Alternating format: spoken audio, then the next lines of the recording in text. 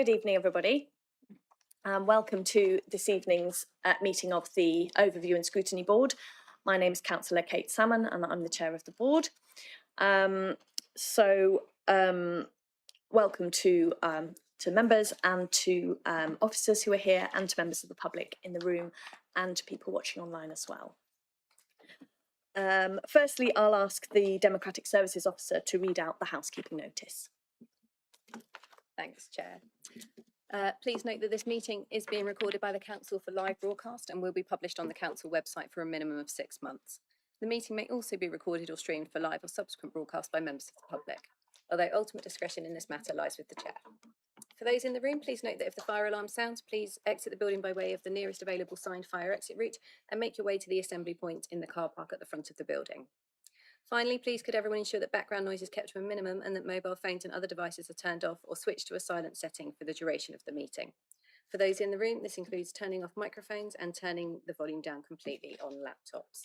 Thank you. Thank you very much. So we'll move to item 1 on the agenda, which is apologies. I believe that we have some apologies for this meeting. We do. We have apologies from Councillor Lisa Northover and Councillor Gavin Wright. Councillor Wright is being substituted by Councillor Dalton Gibson. Thank you very much and welcome, Councillor Dalton Gibson. So that was item 2 taken care of as well. Item 3 is declarations of interest. So can I ask whether any councillors on the board have any disclosable pecuniary interests or any other interests on any item on the agenda?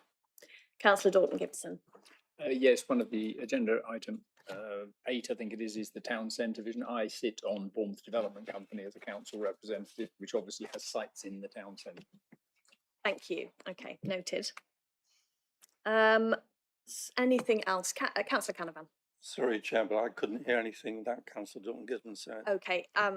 So sorry, Councillor Dalton Gibson. Would you I'll happily say it again? Sorry.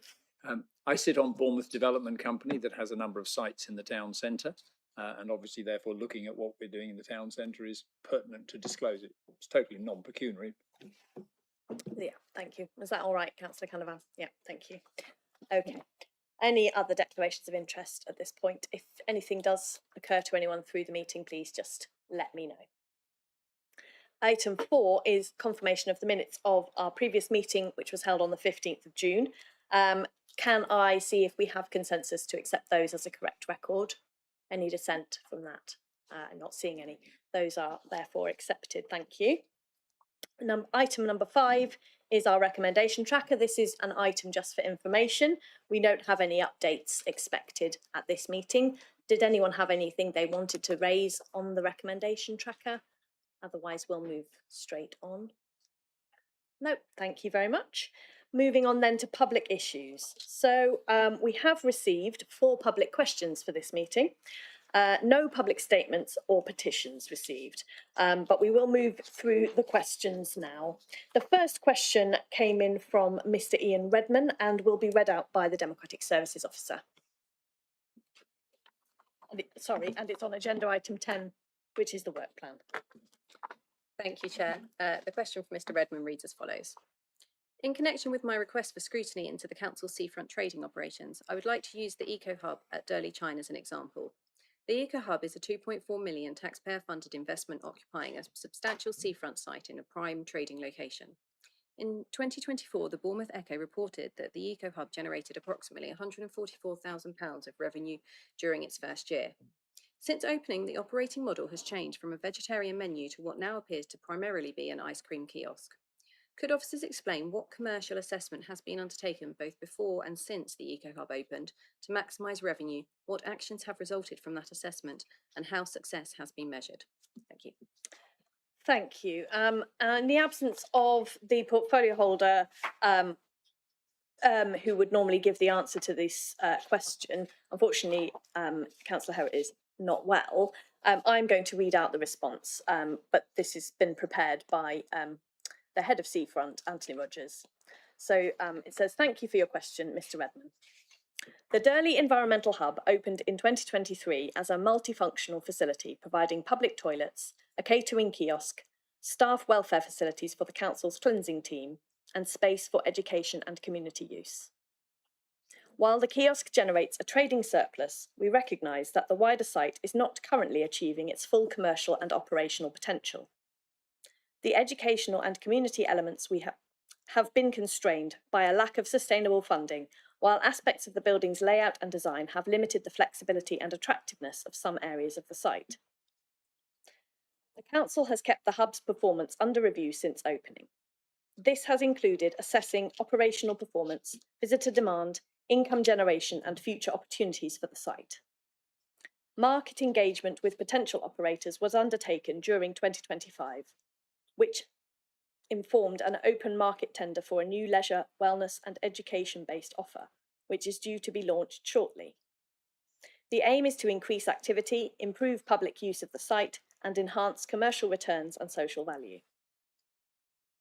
More broadly, seafront commercial activities are managed through contractual arrangements, operational oversight, financial monitoring and regular performance reviews.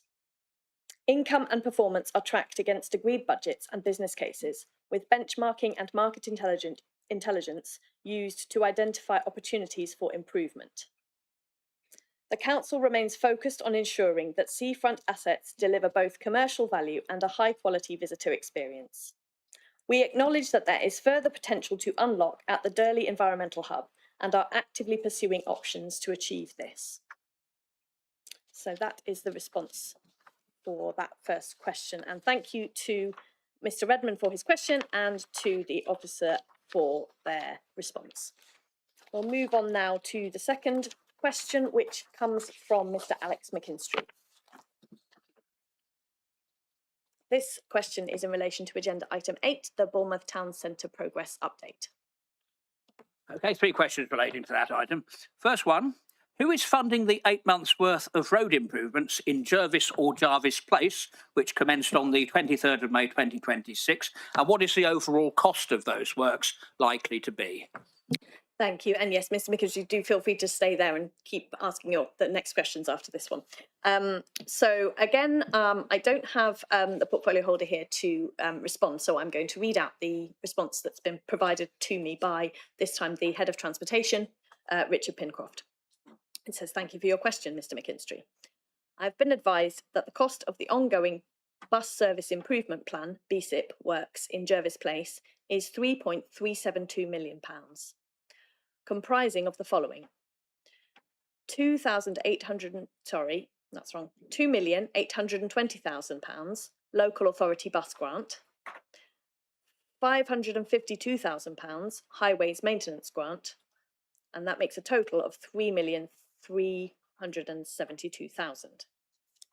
The works are fully funded from external capital grants from the Department for Transport and shall address the significant subsidence issues affecting Jervis Place through a full-depth reconstruction of the carriageway, securing the long-term future of this important part of the town centre. Alongside these repairs, the Council is investing in a range of improvements that will transform the area, including wider footways, new pedestrian crossings, and enhanced facilities for bus passengers. This includes 9 new bus shelters with real-time information, CCTV and raised boarding curbs for improved access. The result will be a safer, more accessible and attractive environment for everyone visiting Bournemouth Town Centre. Okay, thank you for that. Second question. On the 17th of December 2025, Cabinet approved a high street rental auction area to be designated for Bournemouth Town Centre, parameters of which would reach from Durley Chine Road in the west to Wessex Way in the north, and to Wellington Road, St Swithin's Road south, and part of Manor Road in the east. What sum of grant money was released by the Ministry of Housing, Communities and Local Government to fund the creation of a vacancy register for this area? That is, a register of vacant commercial premises within the designated district. And how was the register compiled? Was the work done in-house or by external agents? If the latter, which agents were engaged and what work did they specifically undertake?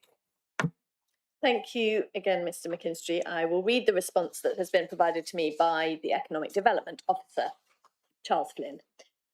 The total amount claimed from MHCLG for the vacancy register was £8,450. The work was done by an external consultant, BAS Consultancy Limited, who was fully briefed by council officers in advance of the work. The consultant produced the vacancy register with a combination of fieldwork and desk research. The vacancy register includes a photo of the property in question, the address, floor space, tenancy status, earliest known vacancy date, market status, landlord information if known, agent details if being marketed, condition if known, title number, description of premises, rateable value, planning history where known, and a score of potential HSRA eligibility. Excuse me. The work was delivered as a written report and spreadsheet summary. Thank you for that. Okay, and if I've understood the MHCLG guidance correctly, a condition of the vacancy register grant funding was that the work had to be completed by the 31st of March 2026. Is the vacancy register for the Bournemouth Town Centre area complete, therefore? And if so, how many premises have been identified that potentially satisfy the vacancy condition set down in section 193 of the Levelling Up and Regeneration Act 2023? If the register is not complete, is there a deadline and will the MHCLG grant be reimbursed? Thank you again for the question. And the response, which is again from the Economic Development Officer, is the HSRA vacancy register was completed in late November 2025. 28 properties were identified as likely to satisfy the vacancy condition, subject to further verification. Okay, thank you very much indeed. Thank you. Thank you, Mr. McKinstry, for those questions, and to the officers for their responses. Okay, moving on now to item 7. Councillor Beasley. Thank you very much, Chair. Could I just ask for Democratic Services to circulate those questions and responses? We've had the questions already. And if possible, with reference to which officer has drafted the response in each of the 4 cases, please. I think that should be perfectly okay. Yeah, Thank you very much. Thanks. So moving on then to item 7, which is information considered between meetings. We have had the Q4 performance report, and the board is simply asked to note this item. But if there was anything particularly that people wanted to raise on that item, there is a brief opportunity to do that now. I was quite pleased when I went through it to see that there were a couple of exception reports around targets missed, but those topics are on our work plan, so we're obviously doing something right. We're picking out the things that we need to be looking at. Specifically, those were around Homes England, which we're having a briefing on in a couple of weeks' time, and community asset transfer, which I think is coming to our next board meeting. So that was quite satisfying to see from my point of view. Item 8, we will move on now to item 8, which is Safer BCP, Community Safety Partnership, Domestic Abuse Strategies. So we have Councillor Wilson here as the portfolio holder, Cabinet Member for Housing and Regulatory Services, who will introduce the item. And then we have, online we have Kelly Dean, who's the Director of Communities, is that right? Yep. I'm not sure that's her job title, but anyway, Kelly is here. We have Housing and Public Protection. Thanks, Kelly. Sorry about that. We have Rob Carroll here as well, who's the Director of Public Health. And we also have Tracy Kybert and Katie Blake here, the Housing Programme Lead, Tracy, and Katie is the Domestic Abuse Team Leader. So I'm going to hand over first to Kieran to introduce this item.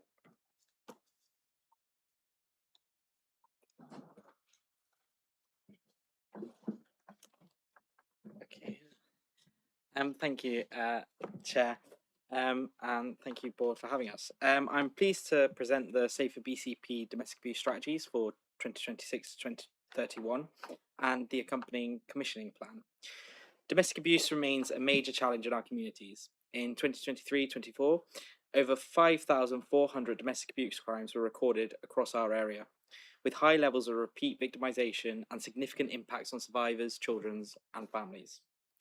These strategies set out a clear, coordinated response from BCP Council and our statutory partners and the voluntary sector. They are built around 4 priorities: preventing abuse before it occurs, protecting and supporting survivors, pursuing perpetrators and holding them accountable, and strengthening partnership working.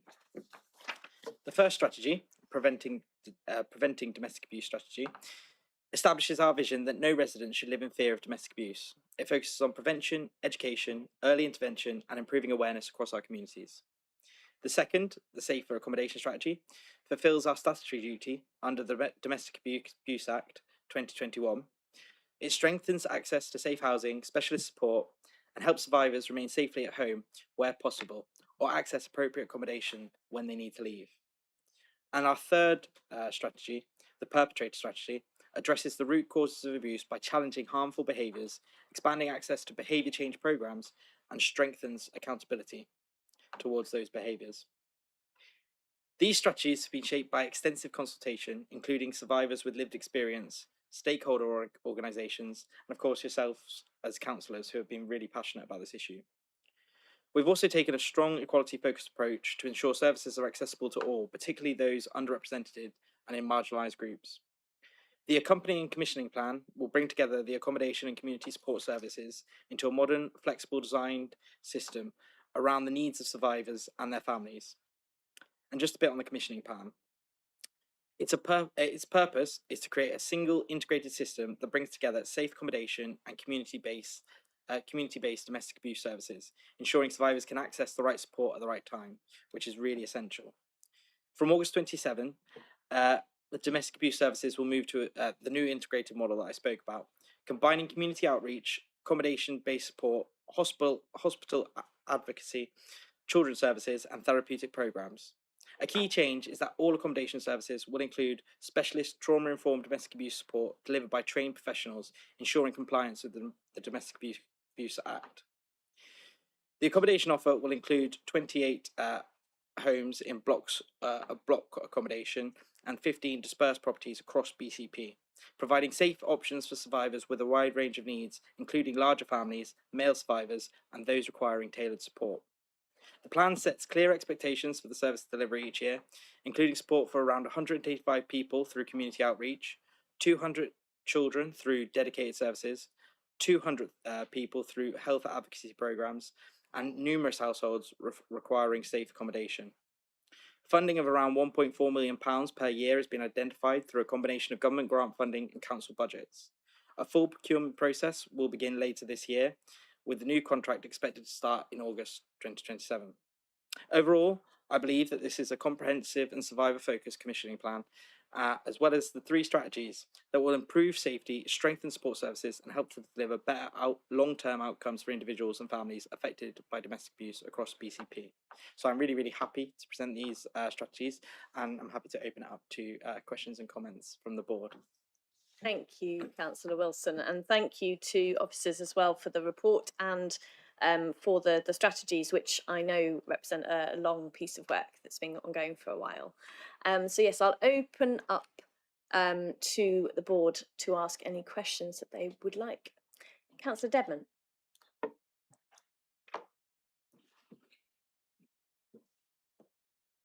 Yes, sorry, I didn't go dumb then. I just couldn't find the page. It's on page 62, and it's a word I don't understand, and this is my own problem. I just simply don't quite understand what it's getting at. It's about the gendered lens, and it talks about intersecting identities and some sort of strategy, which I'm not totally. I mean, I sort of get the gist. Yeah. But if you could make it a bit plainer, because I think other people maybe are going to see this who won't understand either. Okay, so intersectionality in regards to domestic abuse is where people's intersecting identities, that can be gender, race, ethnicity, sexuality, gender reassignment, and we look at all of those factors of a person and how it can make it difficult to access support services. It's a really big thing within domestic abuse nationally. It's mentioned in the national strategy, and it's something we've had a focus on here to ensure that everyone can access services safely. And it's particularly hard actually in BCP because we don't have massive groups of any one person. So we did an intersectional analysis and a gender analysis as part of the EQIA. So that's the goal there, is that everyone can access services. Thanks. Can I just say, yes, I thought that's what it meant. Thank you. Do you have any other people? Councillor Canavan. Thank you, Chair. I don't quite know how you want to manage this because there are 3 separate strategies, and I have questions on all of them. And there's also a separate appendix on the safer accommodation commissioning, which I also have questions about. I think as it's coming through as I understand it, one cabinet report with all the strategies in, we can take we can take it as one item and all the questions.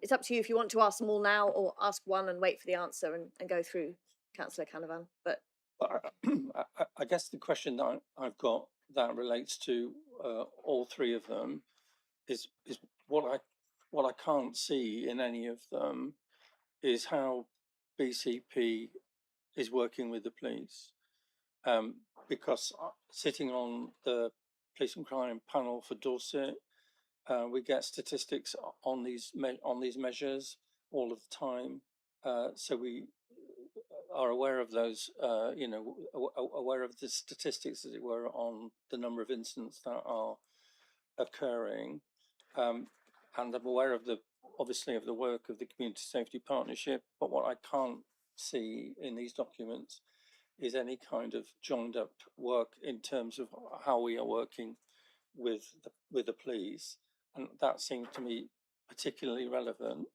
if we are going to go out and try and find somebody to commission domestic abuse services and support for victims, because that's work that. So I really would like to understand how those dots join up. That's my question on that. So the other thing that relates to the prevention of domestic abuse strategy itself is about one of the things in the delivery plan, and by the way, I was delighted to see a delivery plan for this and for the accommodation strategy. It talks about suicide. And so recently at the Health and Wellbeing Board, there was a paper on suicide prevention, something that Health and Adult Social Care Overview and Scrutiny Committee have looked at before and will look at again. And we have a recommendation to Cabinet on suicide. So again, I am just asking the question about how this is intended to join up with our strategy, because I wouldn't want to see it I wouldn't want to see it in any kind of silo, but purely because it's under this particular heading. We're trying to tackle suicide and prevent suicide as a strategic approach through our health partners. So I would like to understand a bit more about that. So my final question for the time being, Chair, if I may, is just about safer accommodation strategy. So again, I've read that, and I've read the commissioning document, the appendix. What I understand we're going to go out and commission some of this stuff, but what I don't understand is the degree to which we are looking to provide these services ourselves in-house. So I would really like to have some understanding about if we're doing that, and if we're not doing it, why we're not doing it.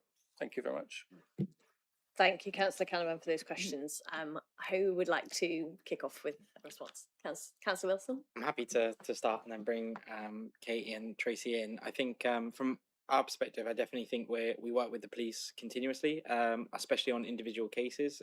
We have the MARIC, which is the multi-agency risk assessment conference, which for our high risk cases, we have weekly meetings. Our officers and the agencies, including the police, have weekly weekly meetings with about high risk cases. I think we definitely work very, very closely with the police, and just more generally on domestic abuse. But I'm happy to bring Katie in Yeah, I mean, I probably work with the police almost a good few times a week. We work with their safeguarding team, who are the people who screen their cases of domestic abuse, which are coming in via the police, so the incidents. The high risk cases now go to the high risk service, the medium risk cases from police incidents go to the service that we commission. So we have multiple meetings with the police on quite a regular basis. So I feel we've got a really good working relationship there, and maybe that isn't demonstrated in the strategy. I think is it also worth talking about the governance in terms of, it's also worth mentioning in terms of the governance, the domestic abuse strategy group, which is highlighted in the commissioning paper. The police, Dorset Police are a member of that group. Do you want me to speak? Have I got a more loud voice? So the police are a member of all the domestic abuse strategic group, the Marrick steering groups. They're sort of on all sort of overseeing boards of anything related to domestic abuse here. So what about the issue of are we going to commission any of this stuff ourselves in terms of accommodation? We've got some of the service delivery is in-house now and will continue to be so. So in terms of, so part of the Domestic Abuse Act 2021 is that, yeah, and that relates to this. So part of that, one of the sort of mandated parts is that domestic abuse services are delivered by specialist domestic abuse providers. So that's why we will go out for commissioning for the safe accommodation and community services. And there are some sort of factors we do deliver in-house. So we have our Marrick chair in-house to do my role. We have some domestic abuse specialists within housing, but the safe accommodation will go out to be commissioned to look for a specialist domestic abuse provider. Why can't we do that ourselves? because there are very strong organisations out in the market that do that's their speciality, that's what they do best. And what that brings with it, for example, victim support have just won the high risk, or have just commenced the high risk service here in BCP, which was originally actually in-house within the police. But what victim support can bring as a national organisation, they're a specialist domestic abuse agency, but they have all the structures, policy and process already in place. So they just almost pick it up and move it into the locality. For us to run a whole domestic abuse service would be quite an undertaking to set up, you know, all the functions, policy and process to do so. But also we would then need to ensure everyone was trying to a high enough level to ensure it was a specialist service. The Domestic Abuse Act is quite clear that domestic abuse support should be provided by domestic abuse specialists. So we look at the specialist providers. And could you answer my question about suicide, please? Yeah, absolutely. So I am part of and sit on the Suicide Prevention Working Group. So we recognise, and national statistics and some local information shows that, you know, suicide related to domestic abuse, so suffering, being a victim of domestic abuse, is a strong correlation to people wanting to complete suicide. So I sit on the Suicide Prevention Working Group, where domestic abuse is one of our priorities. So that will all be interlinked with my public health and other colleagues. Okay, thank you very much. Councillor Waite. Thank you. I've no experience in this area, so forgive my ignorance. I was just curious because you were talking about lived experience surveys, and you talked about survivors and things, and I was just wondering, do we do any follow-up with perpetrators to see if those interventions are effective? I mean, I've read about how we're following sort of national guidance, but that doesn't necessarily mean it's good just because it's national, or even if it's happening at a national level, is there some proof that the interventions are effective? Yeah, so we use a programme called Up to You, Creating Healthy Relationships. We've had that in BCP now for 10 years, I believe. And so what we do to monitor that, so there will be an assessment at the beginning of programme when someone comes on, there will be an assessment at the end which sees if risk has reduced. But for long-term reduction in offending, 12 months post-programme completion, we go and look at police data to see if that individual has come back into contact with Dorset Police for any domestic abuse. And our current desistance rates, The minimum is 51% in BCP. I also do subcontract some colleagues over to Dorset, and between the two, the last 3 years I've been monitoring this, it's been between 51 and 79% assistance. So for us, that's a really successful programme. Thank you. Councillor Trent. Thank you, Chair.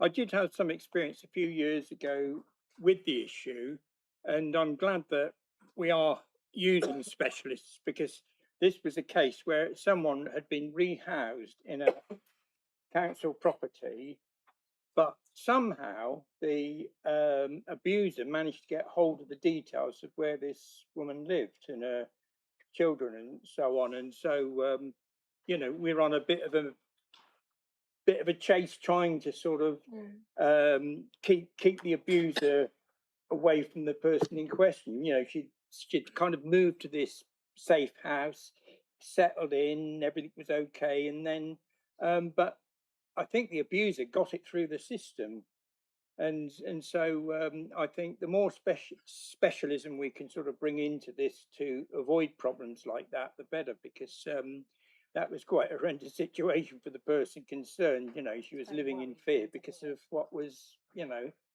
potentially happening. So, yeah. Thank you. Do I have other? Yes, Councillor Dorton-Gibson. Thank you. Actually, I noticed the same as Councillor Canavan, there seemed a distinct lack of mention of the police. Obviously, it has to be multi-agency, but bearing in mind this is a public report, I think it's important that that's recognised in there. You know, latterly I did find one or two sort of cross-party working things. My second point or question really was on page 88. One of them, MARAC, I think you've already explained, but we also have MASH and IDVA. And if we're putting these things out, you should never use these acronyms without explaining what they are, because for those of us who are outside the expertise, as Councillor Karen Van against it, they're meaningless and we need to understand them. So perhaps you'd be kind enough to enlighten us what the MASH and IDVA are. Just before Katie does, I think that's really useful, and that's why, you know, we're coming to the board, you know, for these, like, ironing out these creases. And I think absolutely it's really important that when we have acronyms like this, we're explaining them fully. So happy to take that away in preparation for the cabinet meeting, but I will let Katie explain what they are. Oh yeah, and apologies, quite right, really. So the MASH is a multi-agency safeguarding hub. So that is the first point of contact for children's social care, which I believe is in the process of being renamed anyhow. So that's like the call you would make if you've got any concerns about a child. And an IDVA is independent domestic violence advocate. So that is a specialist support worker for victim survivors of domestic abuse. Thank you. Thank you. I saw Councillor Goodall next, and then we'll come to Councillor Beasley. Thank you, Chair. I just wanted to pick up on what my colleagues here and Councillor Canavan said about joining up the dots, and I do think it would be a good idea to have a graphic of what, if you like, a pyramidal setup, because you also mention Assistant Chief Constable with Community Safety Partnership. There's the issue of IDVAs and where they work and who they work and how many of them there are. There's the issue again of MARAC, who sits on MARAC, which agencies sit on MARAC, because we don't know, and it's quite difficult to pick up, as has already been said, when we're not experienced in this sort of thing. So I think if you could do that. And can I be a real peasant and just pick up one page? On page 79, the word cited is spelt C-I-T-E-D and not S-I-G-H-T-E-D. Just to prove that I've read it. Thank you, Chair. Thank you, Councillor Goodall. I'm sure we've got a note of the spelling error. I think it was Councillor Beasley. I'll go to you next. Thank you very much indeed, Chair. Just a couple of points, because I'm sure that officers, portfolio holder and the council generally believe that we are doing the very best job that can be done with the resources available, and that may very well be the case. But I think my points are about being able to stretch a bit further than that. So 2 points really. The first is around, I wonder what degree of benchmarking and working perhaps with other local authorities or through the Local Government Association has been undertaken, because if we're doing this in isolation, it's very difficult to measure how good we are at providing this, and also actually how effective we are, because it's how effective we are that really matters. So that's my first point in brief, and I could expand on it, but I don't think I will in the interests of time. And the second is to pick up again the point about the police and other agencies. Unless this report is made a little bit more, if you like, user-friendly and understandable, then what it doesn't say will be the highlight of it. And I believe that the input and cooperation with the police is absolutely fundamental to this. I've been through a lot of these reports over many years on this and predecessor councils. And for me, the failure is quite often how open all of the process is, how accessible it is, and actually how effective it is in practice, because it's in practice that matters to individuals who are subject to domestic abuse. And I just have a concern about how this report is couched in terms of those who are abusers, those who are victims, and how the role of the council is perceived outside of this building. And I just wonder if we get some reassurance about that, and perhaps in the final iteration of the report, how that and the other comments that have been made can be made a little bit more inclusive and dig down into the effectiveness being the focus that we should be making.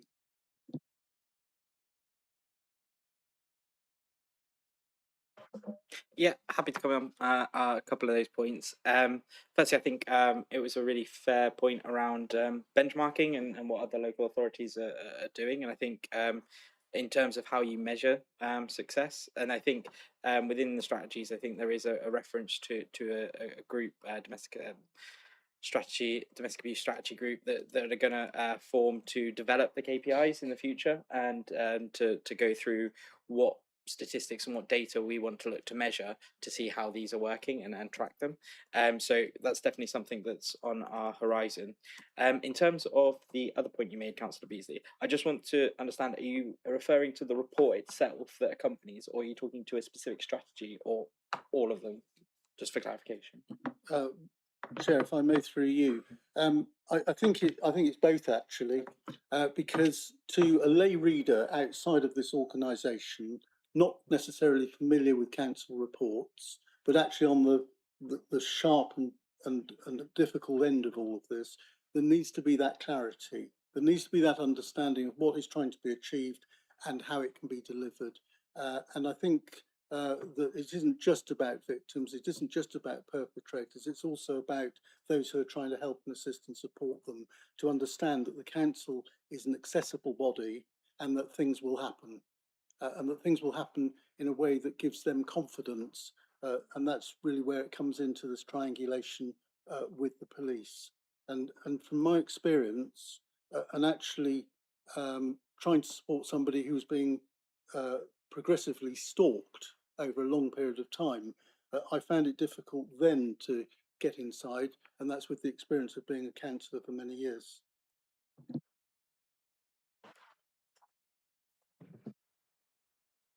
Sorry. I see that Kelly Dean has her hand up, so I'm going to go to Kelly, please. Thank you, Chair, and thank you, Councillor Beasley, for those questions. I did just want to add a couple of points. The point about benchmarking, what's really helpful about the fact that we have a new statutory duty around accommodation is that that is consistent across all local authorities.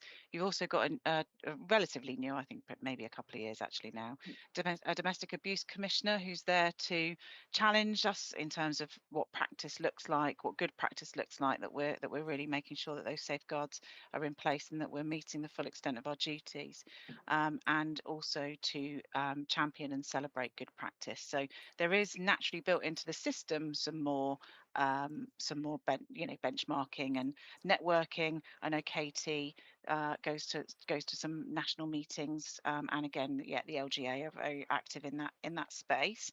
We're also applying for and have in place domestic abuse specific accreditation in relation to housing, which again helps us to look at how what we're delivering actually meets a certain standard and criteria, and brings in that kind of independent scrutiny, and kind of looks at how you go further. And then just on the, and thank you to everybody for the points made around police and other agencies, the acronyms, and how we can make sure this is really accessible. I think it'd be really good to make sure that we take some really deliberate steps to make sure that the comms is right on this, that there's good information available, which we do have to a certain degree. I think, though, in the light of the new strategy and its ambitions, it would be good to look at that and make sure that we are promoting what's available, but also promoting what we're aiming for in terms of these strategies as we go forward. So all really good points. Thank you very much for the contribution. I hope that builds a little bit more on what's already been said. Thank you, Kelly. Yes, okay. I go to Councillor Macro. Thank you, Chair. Sorry, thank you. I'm interested in how the white ribbon accreditation is going to complete the comprehensive action plan and the date of its completion. It says 3 years, so when is it due to be completed? That's for me. Yeah. So white ribbon, we started in end of 2024, so that will be end of 2027. So that is a big action plan, and quite a lot of that will be covered really within the strategic delivery plan as well. There's things about policy and commissioning of services and things like that. So yeah, it's going well really, and we're doing quite a lot of work with our communities. We're building on work within some of our communities. So yeah, we're really pleased with that work. We've done a lot of primary prevention work. So we've worked with during White Ribbon, sort of White Ribbon Day and 16 Days of Activism. We've worked with schools last year and the previous year, and I'm currently doing a piece of work looking at about what more work we can get into our young people. Yes, so is, of course, just literally gone now. So is that best practice that can be shared elsewhere? Absolutely, yes. So we are waiting for, I think we're having a page developed within Safer BCP for White Ribbon, and then you will be able to see hopefully the action plan. You can see where we are sort of against that. And it was, when you do the action plan, it goes off to White Ribbon, it's heavily scrutinised, and it also sends you a lot of suggestions. So it's a really useful tool, actually. It's not just about me writing a 30-page action plan. They came back and gave us lots of ideas, so as well. So yeah, so that is something which is well underway. Thank you very much. Councillor Wilson, you wanted to come in. Yeah, and just to briefly say, I know that a lot of our members of our BCP Homes team and a lot of officers have become White Ribbon champions, and have kind of put it as a bit of a golden thread through what they do in terms of guidance, policy, all that kind of thing, and training. So I think it's had a really positive effect on our housing management as well, kind of thing, in terms of helping to raise awareness of the issue. Thank you. I have, do you want to go to Councillor Aikenhead next, I think? Yep, I'm just writing down Councillor Dalton Gibson on there, so we don't forget him afterwards. Okay, yep, sorry. Yeah, so I've got 2 questions, but first of all, I just would like to say thank you for all the work you've done on this, because I can see a lot of work has gone into it, not just doing the statutory minimum, but really making a real effort to get a really good strategy. And I can see that the really key thing about this is about joint working between everybody everywhere, and this is the real challenge of this. So my 2 questions are both about joint working, but from a slightly different angle. So first of all, following on from what Councillor Beasley was saying about communication with other authorities, whereas he was looking at benchmarks, I'm just wondering, about, because I couldn't see anything in here about communication with other authorities in terms of cases, because I am aware that sometimes in cases of domestic violence, people feel the need to move out of the area where they live. And so that means there will be people who are moving into BCP and also other people who may be moving out of BCP. And the other authorities may not have the same strategy as we have. So I just think maybe, I'm sure you've already thought about it, but maybe it would be good to have something in the document that says about how do we make sure there are no gaps if the strategy is different in the area for where people are moving to and from, and how do we handle that difficulty, that and even the fact that some people might be moving in and they may not be known to their own local authority. They may just have decided to move of their own volition because they're fleeing. So just kind of thinking about how do we handle that situation where people are moving. My second question is to do with communication within BCP. There's a lot of things in this strategy that are very clearly saying that BCP is going to work completely together on this, which is exactly what I want to hear.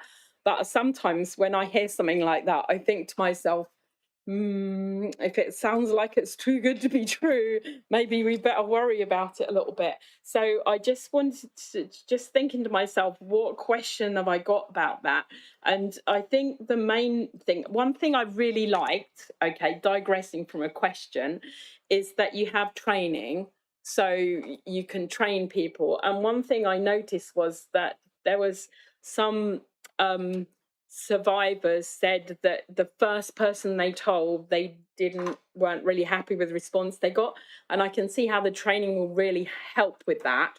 But there's a whole lot more in this strategy about all the departments in BCP working together, and children's services, adult services, could be talking about abuse of older people. They're going to be the front line in some of this. So I really want to ask you, are all of BCP departments totally on board with this strategy? Have they all been involved in creating it? And are they all completely committed to carrying it out? Not just saying, well, actually, that's another department strategy, so we don't need to do that in our department. Are they all completely committed to doing it? Thank you, Councillor Aikenhead. Who would like to respond? Yeah, so we've got the domestic abuse strategic groups, that's got all our statutory partners around the table. So they had sight of the strategies in draft format, they made comment, they added to it, and I feel like we have great working relationships with our colleagues in adult social care and housing. And what will happen from the strategies, the delivery plans will go into an action plan, and the domestic abuse strategic group will form smaller working groups to complete pieces of work. So that's how it keeps it all together. I think, and I think we work very well. There's always going to be room for development, and there's always going to be resource constraints. But overall, and we've got the Marek steering group. You know, we've got statutory partners around the Marek table. So I think it's a very inclusive space now, and I think that's growing all the time. The DAHA accreditation, which is the Domestic Abuse Housing Alliance accreditation, that has made housing, I think, domestic abuse and housing far more sort of front and centre, hasn't it? Yeah. And Claire, who leads on that, so she's always sort of running comms and things. So I just think it has a much higher profile now, which is the way we want it to continue. But I think we've had great support from our partners, and we're part of. So I often sit on transformation boards, so giving a domestic abuse lens. So then we have connections and relationships. I think it's important also to note within the delivery plan, I think all the strategies, communication is key. And that doesn't just mean around residents in the area, that also means all our colleagues across the board, and that will be included within the communication strategy. And then there was the first part of the first question, which was around people moving between different local authority areas. Yeah, so in terms of housing, we have a strategic duty in order to, people will approach either before they flee the area that they're from, or they might present on the day. In terms of the numbers for the strategy and the commissioning plan, that's taken into account. It's key historical numbers that we know, the data that we've got, in order that we've arrived at what we will commission. So that's taking account of the flow in and out of the area. And on a broader scale, I think it's so there'll be things like we can have a Marek to Marek. So if a high risk case comes from out of area, it will come into our Marek in a Marek to Marek process. What we see a lot is people with possible adults with care and support needs, and children who may move in or out of area. And there are set sort of processes within those service areas about how they report and move people over to the appropriate sort of service.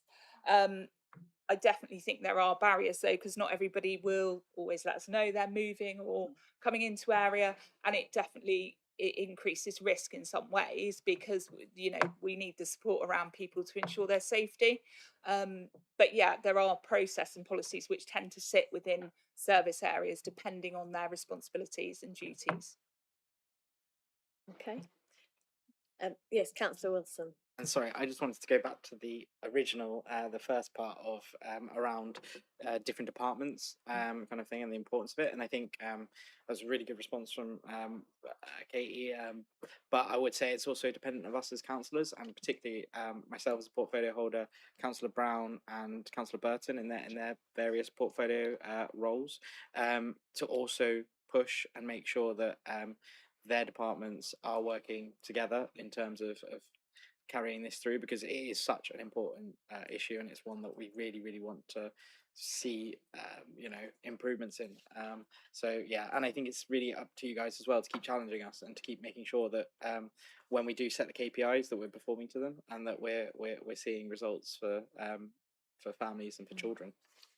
Thank you. Yes, and it's interesting because of course this falls across different overview and scrutiny functions as well. This part of the strategies that in front of us fall within environment and place, the housing side of things. So there's a split there for us as well. But I'm really glad that this whole thing has come in one to the board, so that we can look at it, because it's so important that we remember that these things are inextricably linked. I've got a question, but I'm going to wait because other people want to go. Can I just jump in as well? Yeah. Sorry, to back to the coordinated response across the council. So we now have domestic abuse champions, and they have their own webpage on the intranet. So they are people who've done some additional DA training for all different service areas, directorates, and they are sort of point of contact for colleagues across the council. So we're trying to sort of intrinsically link the care and support of not only the communities we serve, but also our colleagues, and try and make that a safe space for everyone.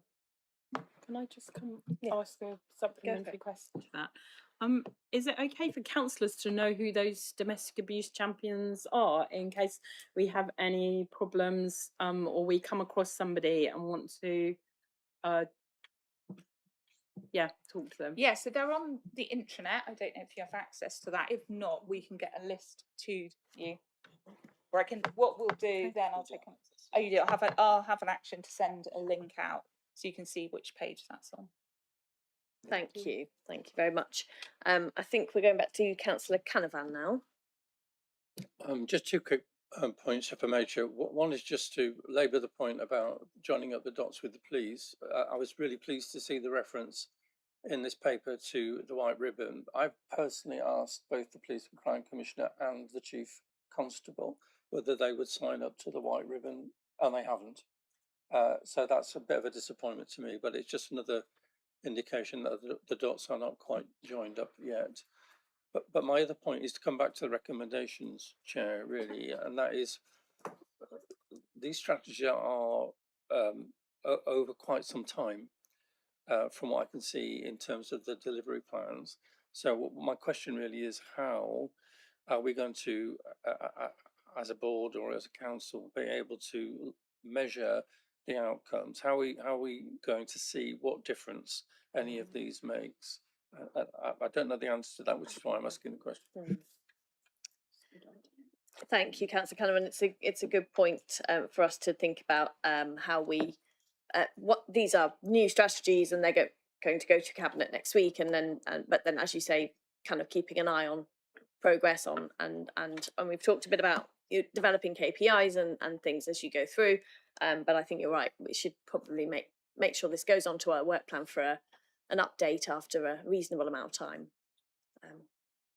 That sounds very sensible to me. Okay, we have. Sorry, there was another comment. There was more about the police part as well. Did other people want to? Did people want to come in on that, or is there anything more to add at this point? No. I would just kind of reiterate, I do think there is good partnership working with the police. I'm happy to pick up as to why they're not white ribbon accredited, and happy to ask that question. Yeah, there's not much more to add. I will just say, in terms of potential ways of keeping up to date, I'd be happy to come back each year and give a performance update in terms of what we're doing once we set those KPIs. So once we have an agreed measurement, I'd be happy to kind of come back and see how we're performing in terms of that. While we're on this particular topic, I have a question. Will these fall within the work of the the title of this item suggests they do fall within the Community Safety Partnership, which of course is a statutory responsibility that we have as a board to scrutinise that on an annual basis. So I'm guessing that's how we will monitor these strategies as part of that. So Rob is nodding. Rob's nodding. Yeah. Yeah. So happy to do it that way. So I was hopefully willing that to takes come back care for of the whole domestic abuse update, but that's fine. Yeah, if you want to do it like that. Well, that would make sense, I think. Thank you. Yeah. We go to Councillor Dorton Gibson, I think. Thank you, Chair. The document starts by expressing the vision of zero domestic abuse in the area, which is great. I have no problem with that. But when you read down on page 103, we'll know we're successful because there are more reports of domestic abuse to the police, which is kind of like in conflict in a sense. And I wonder whether we just need to reword that a little bit to say, I don't know, domestic abuse victims or survivors are confident to reply, to engage with the police, or we don't actually want to see the number of cases going up. We want to see a higher percentage of reporting. And I just wondered whether you need to look at some of those in that light of the vision. Otherwise, the two don't line up. Yeah, thank you. I'll comment on that. So it's a bit of a contentious one, that. So for me, and there were a set of KPIs from the last national domestic abuse strategy. One of them was to see increased reporting, but I appreciate the wording is probably confusing for people. Yeah, so when our communities are more educated and people around domestic abuse and people feel more confident, then they will hopefully report more, which should improve safety. And I think that's quite misleading, but I will look at rewording that. Thank you. That's it. Thank you, Councillor Dorton Gibson. It's an interesting one. It comes up a few times. You see some targets that are around, increasing the numbers of, there's one in our performance report around a number of people entering drug treatment, and you think, well, we don't actually want lots of people with drug problems, but yeah, it's the wording is really matters, doesn't it? Moving to Councillor Waite, I think. My question was picked up in the subsequent discussion. Thank you. Okay, thank you. Do we have any? Did you want to ask another question, Councillor Goodall? Yeah. Just a point of clarification, if I may. On page 79, there's the latest figures to the year ending March 2023 found that 1 in 4 women, 27%, have been abused. That seems to be a bit open to me. Is this same-sex relationships? Is it heterosexual? I mean, I'm assuming that there aren't, if 27% of women are assaulted, are they assaulted by the same men? Is it 1 in 4 men that are assaulting women at the same time? It's just a sort of handy statistic that I think needs clarification, if I may. Do you have the page number? Sorry, did you give the page? That's from ONS statistics. I think that is just a generalised figure. So the statistic is 1 in 4 women will experience domestic abuse. It doesn't drill down. I don't believe in that. Well, it probably does drill down in that ONS data about who the perpetrator is. but yeah, I think that's just a national stat which is sort of repeated and kept up with. It used to be, I think it used to be fewer. So I think that's how we've used that. It's just to sort of give an overview that that's 1 in 4 women, 1 in 7 men, to sort of show the gender comparison. Yeah, I'm just worried about who's doing the assaulting. So we know who's So being the majority assaulted. will be male perpetrators. That's the majority. If you look at sort of our police figures, we see that 75% of women are the victim, and 75% of men are the people doing the abuse. And can I make just one other point? During are these going to be printed? These reports, The ones, strategies? the pretty ones, yeah, the strategies. I hope so. Well, No. what I mean is, there is a whole pile of telephone numbers and helplines and one thing and Yes. another, and they are rather tucked away. In going through this, I just wondered whether they could be right at the front. So if somebody is not going to read all the way through because they're in a stress state or what have you, they've got the numbers there in front of them and they can use that, if I may. Yes, Yeah, I'm happy to answer that question. So the information's already on the council's website. So if you go onto the BCP council website and put in domestic abuse, it lists all the services that are available in the BCP area. So we're not relying on people reading the strategies to get the information on the services that are available. They're already they're on our website and also on our partners' websites too. And we've got some leaflets as well, new leaflets, domestic abuse leaflets, and we've been leaflet dropping, which they sort of align with we're trying to sort of give it a bit of a safer BCP brand. So the leaflets have been delivered to all sorts of places. We've done places of worship, leisure centres, probably schools, primary care. So libraries, yeah, well done, thank you. So we have got those out in the public arena at the moment. I was going to say something similar to Katie in terms of our want and our ability to publicise wider. We do use both our own buildings to do that, but also I was in NatWest a few months ago. There are other banks available, and I saw a poster with our details and outlining in there. So I think it's really important that it is shared widely, because people who suffer domestic abuse use every day, shopping at supermarkets, everything. So I think where we can put them, we should be putting them.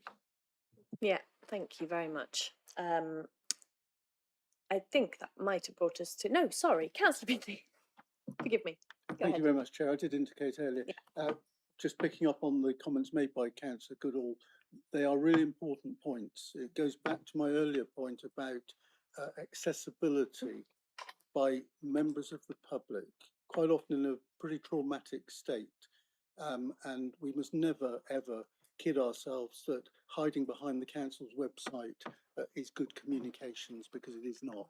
And I'm very keen to hear about leafleting and all the rest of it. People need something quick and tangible that they can just pick up and deal with, and they've got a point of contact. I must admit, in the places of worship that I attend, I don't recall actually seeing such leaflets. So I think it is a question of continually putting them out. It's no good just doing it once. They need to be regularly out. And it's quite often, I think, the case that it's somebody who knows of somebody, particularly in places of worship, and it gives them a way of entering into the issues that need to be attended to. The 2 points I wanted just to speak on, though, were to thank Kelly Dean for her engagement earlier on. I think there was a very good summary in her responses to a number of the issues that have been raised, and I have confidence that with her and the team, those can all be taken forward. The other issue, I think, was the one raised just now by Councillor Wilson concerning engagement with the police. And I think it was in answer to something Councillor Canavan said, and the pushback that allegedly has taken place over, is it White Ribbon, and that kind of engagement. My strong recommendation is that we communicate with the Police and Crime Commissioner. If it's not an operational issue, which it isn't, it's a strategic issue, then I believe that he might well be somebody who should be engaged in that email correspondence, because I don't know how the police work behind the scenes, but that would certainly lead to a discussion at the highest level in Dorset Police. And it may be, I don't know, but it may be that that discussion at the highest level isn't currently taking place to formulate the strategy that you've been relayed by the police. Just a thought, but I would suggest that since we have a police and crime commissioner, that he should be included in that loop very definitely. And it might be that in this case, he's the first point of contact. Thank you, Councillor Beasley. And Councillor Wilson, you were indicating you wanted to respond on a couple of those things. Thanks. I think it's important not to discredit the website and having the information on there. I think you know, leaflets and posters are really important, but sometimes actually they're not the most useful things, because somebody suffering domestic abuse probably doesn't want their perpetrator to know that they are trying to leave the situation and exit. So having a leaflet, a piece of evidence, is actually quite harmful in some cases. And so the website has a safety button that if the perpetrator comes into the room, within an instant you can get rid of the page and you're just on the council's website as another landing page, which it can, you know, sometimes save an argument or, you know, a violent situation in certain situations. So I think it's really important not to discredit the website and that as a form of communication. In terms of the Police and Crime Commissioner, I think we have a meeting with him this week, so I'm happy to raise that with him directly. And I can't remember your third point, Councillor Beasley. Apologies. Your middle point. I think those were the key areas, weren't they? My middle point, I was referring back actually to the director, it wasn't for Councillor Wilson. Yeah. But whilst I have the microphone on, I wasn't trying to discredit the website, not for a moment. Okay. But what I was saying was there is a tendency amongst certain parts of the council to rely on the website as being the be-all and end-all of communication with the public. And that should never be allowed to happen. And so there is room for both. I'm not suggesting that there isn't, but it's really important that we never pretend that we've got it up on the website so the job is done, because it isn't. Sorry. Sorry, Councillor Wilson, go ahead. Thank you, Councillor Beasley, for that clarification. That's really, really useful and really important. And I just want to say, because I committed the cardinal sin in my opening of not thanking the team, who have been absolutely fantastic in all the work they've done, providing these strategies, and just the day-to-day job. You know, like Katie, as you can tell, lives and breathes this subject. So just really wanted to say thank you for that, and obviously Kelly and Rob as well. But yeah. Thank you. Thank you. Just on the business of the information, and obviously Tracy as well. Sorry. Yeah. That on the business of the information and where it is out there, something that certainly other departments have done in the past when they've had something like this, a bit of work that they want to really promote, is councillors have been offered the opportunity to pick up bundles of leaflets and put them in their locations. So I don't know if that's something you'd consider, leaving a couple of boxes of those for us to take back to our, like Councillor Beasley mentioned some of the places that he visits, and you know, if some of the spaces in our own wards don't already host those leaflets, we could assist there. It's just a thought. Yeah, fantastic idea. I'm not sure how that will be actioned. Will someone contact me and I can leave them somewhere? Or? Claire, are you able to kind of take actions like that and make sure they go forward? Yeah, so we can pick that up as a practical action. Thank you. Okay, so I think we might have come to the end of the discussion here. I think we've had quite a number of suggestions, comments, and bits and pieces put forward. My question to the board is whether any of those want to be formulated into a formal recommendation around any of these strategies, or are we happy for those? Because I think that the response to them that I've seen from the portfolio holder, from the officers, has been very positive and sort of that they will take those away. But did we want to do any formal recommendations? Please do say. Councillor Canavan. Well, I don't think we need to do it necessarily now, but going back to the point that Councillor Wilson was saying about the development of the KPIs and the more detailed work, as it were, whether the point that Councillor Goodall raised, which I thought was really important, about some form of graphics of how all this jigsaw fits together would be immensely helpful. Yes, I noted that one down as well. That as a graphic, some comms work for the lay strategy reader rather than the member of the public. In terms of how this complicated area of work fits together, that could be, so we could have a recommendation around that, I think. Yeah. Councillor Wilson.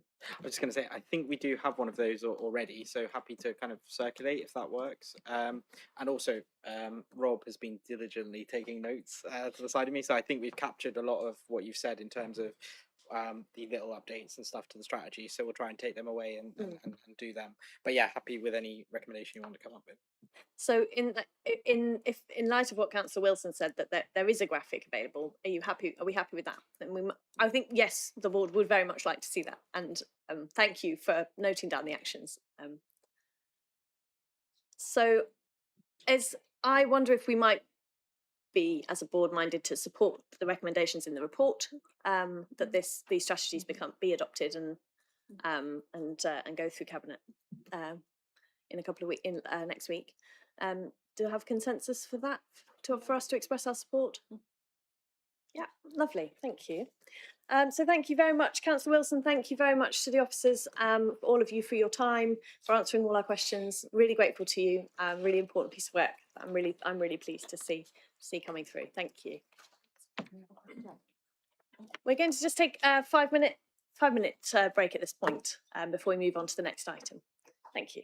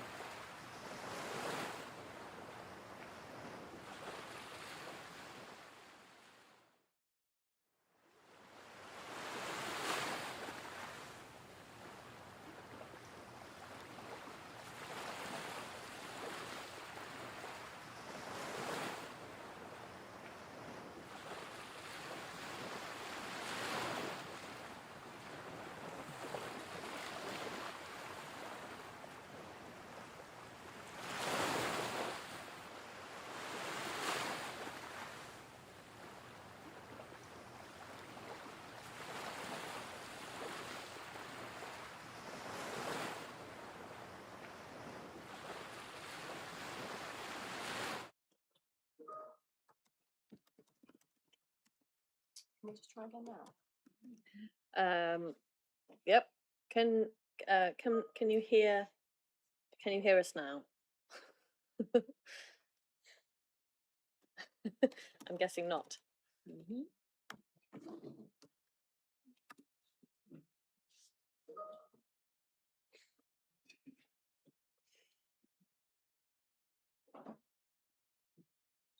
No.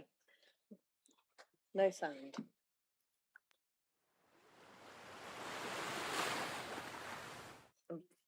I was going to say let's adjourn, but no one online can hear me say that.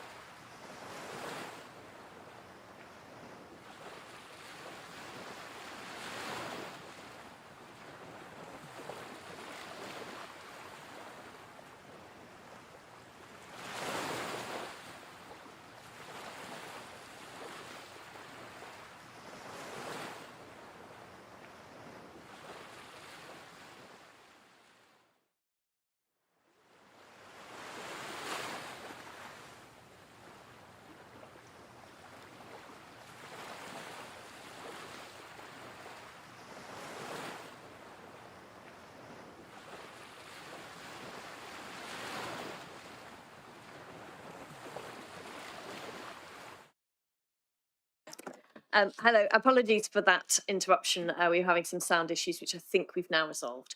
So I'm going to hand back to Amina with apologies for interrupting her. Go ahead, Amina. So much. Shall I start from the beginning then? Because I'm presuming. I think carry on. Okay. Because I don't know how long we lost sound for. So yeah. Okay. I'll just start with this slide again, and just for everyone's benefit. So essentially, this slide sets out the process which was undertaken to establish both the panel and the outcome, which was the action plan. So it was collectively launched in April with the lead of the council and the MP, Jessica Toll. We put out an expression of interest process, which had around 200 plus people interested, and of that 200, 50 residents were selected, and they were very much selected around the demographics of the Bournemouth Town Centre ward, so that was a really strong mixed voice of community and diversity. The first meeting was in June, and that first meeting was around mapping the experience in the town centre. So it looked at a 24-hour experience from morning to afternoon to evening, and it was a really helpful way to identify how residents felt in those different kind of spans of time, and that helped them to identify different ways of initiatives and ways of kind of looking at the town centre. By July, the panel were asked to consider what might be some of those mechanisms to deal with some of the experiences that they identified in that first meeting, and they had a handbook which provided some frameworks around the way the council's funded, the strategies and the levers that we have, as well as the MP. In August, we did an online survey. So summer break, these meetings were taking place on a Saturday over the summer period. So in August, we had a survey, and that survey, again, the results of that helped to inform different strategies and the way that the panel members consider the town centre. And then by September, that data and their previous own experience and insight helped to modify for them to think about the emergence of an action plan. In October, there was a really good session where all the different potential areas of interventions were identified and came together as a draft action plan, and the focus was around messaging on that action plan, and how do we make sure that those panel members are both champions and advocates, as well as change agents. And then by November we launched it, and we're now in the kind of mobilisation stage with regular governance meetings. So the outcome of the process was these documents. So we've got a co-created action plan, we've got an ideas bank, a governance document and a handbook. So the action plan is very much what are those key priorities, and there's 8 themes identified. The ideas bank are those sort of slightly more longer term, need quite a lot more stakeholder involvement and or funding. So we haven't kind of left them and dismissed them, but they're about the kind of let's prioritize those quick wins and then go back to the ideas list and see what else we can bring forward. The governance is very much about how do we maintain oversight, and the leader of the council not here today, but we intend to come back to cabinet with a report in terms of our own role within the panel and the handbook. So there were 8 priority themes identified by the panel. It's fair to say there were reams and reams of mapping and ideas. The panel were absolutely brilliant, and I know you've asked for representatives, and I know they'd be really keen to talk about their experience. So as I mentioned, the action plan has some kick-off actions, which are kind of quick, low-cost wins, and then there's some kind of flagship, biggest projects. The 8 themes are civic pride and community quarterly updates. Again, we were really keen that these are smart actions. It's great to have big, ambitious plans, but if they're not deliverable, then we lose the confidence of residents and particularly of our panel members who are our voice and our champions for other residents. So civic pride community quarterly updates, regeneration placemaking, kind of looking at from a street art, public realm perspective, retail and economic growth support, so particularly working with the bids, how can we encourage more footfall into a town centre and create kind of a really strong presence, particularly for our independent businesses who are coming into the town centre. Culture year-round activity, that's a theme that has come through from both businesses, key stakeholders, as well as residents. So creating that kind of place of culture is really important for all stakeholders in the town centre. Safety and security, we had quite a lengthy discussion about what was the concern around safety, and at one of the sessions we had Dorset Police represented, and they gave us both data and information in terms of that wider perception of the town centre isn't necessarily related in statistics. And so actually, in talking to the panel and engaging the panel, what we identified, actually it's about communicating what we are doing, it's about communicating what strategies we've got in place, but also making sure that we are tackling some of those stories which might come through the press, whether it's factually correct or not. So I thought it was a really helpful steer from the panel members that actually we might not be able to deal with the bigger challenges around policing and perceptions around safety, but we can certainly tackle any misunderstanding or miscommunication. Moving accessibility, so lighting, improved wayfinding, getting people from the beach up to the town centre, but also getting residents back into the town. Wellbeing environment, a strong theme of heritage came through from the panel members. So particularly, harking back to what Bournemouth used to feel and look like before, and how can we kind of bring that back in, considering, wellbeing is a key priority. And so that's something that's really strong. And we've got for all of these panel members who have sort of put themselves forward to take leads, and we're seeing some really good work being produced by the panel members. They're both engaged in the council, but also wider stakeholders. So some really great work coming out of that. So that's the High Street the Citizens panel. I'm now going to move on to High Street rental auctions. So should I take questions at the end? Okay. So for those of you who may not be aware, we have got an enabling power for the High Street rental auction. It was introduced through the Levelling and Regeneration Act in 2023, which essentially gave local authorities the ability to bring back into use empty properties. So the role of the authority is to designate specific streets or areas for high street rental auction after a formal consultation has been undertaken. And if that consultation is supported and we pass a test as per the Regeneration Act, then we can designate that area as a high street rental auction. And that's really to help activate the town centre and high street. So it's about bringing empty shops back into use, working with landlords, but also those difficult, hard to reach landlords who might not necessarily engage with the council. This gives us that power to A, speak to them, but B, take some force and enforcement action if we need to. It also allows us to put a local land charge on the property once it's gone through the process. So we can only use powers in those areas which are designated, but as we now have those formal powers as an early adopter, and the Cabinet report which went forward in October 2025 allows us to designate other areas. So there are other high streets that we're already considering, and that's delegated now to the portfolio holder. So that's a really good initiative for us, because often the challenges around the town centre is around the kind of empty shops, properties which have been left to become blights in our high streets. And this gives us the ability to start those conversations and then take more action if needed. So where are we in terms of progress? So we convened an internal team. This is very much a legal power, so it needs our legal team to be part of it. And the process is that you sort of serve an initial notice for information to the property owners, and then depending on what information they come back with, we could decide then to go down an auction process, which is serving them notice and going through the auction process. So it's great that we've got a cross council process in place and that we've got those key stakeholders involved. We've then tried to identify what areas do we want to focus on, and we selected Bournemouth Town Centre for the reasons I outlined earlier.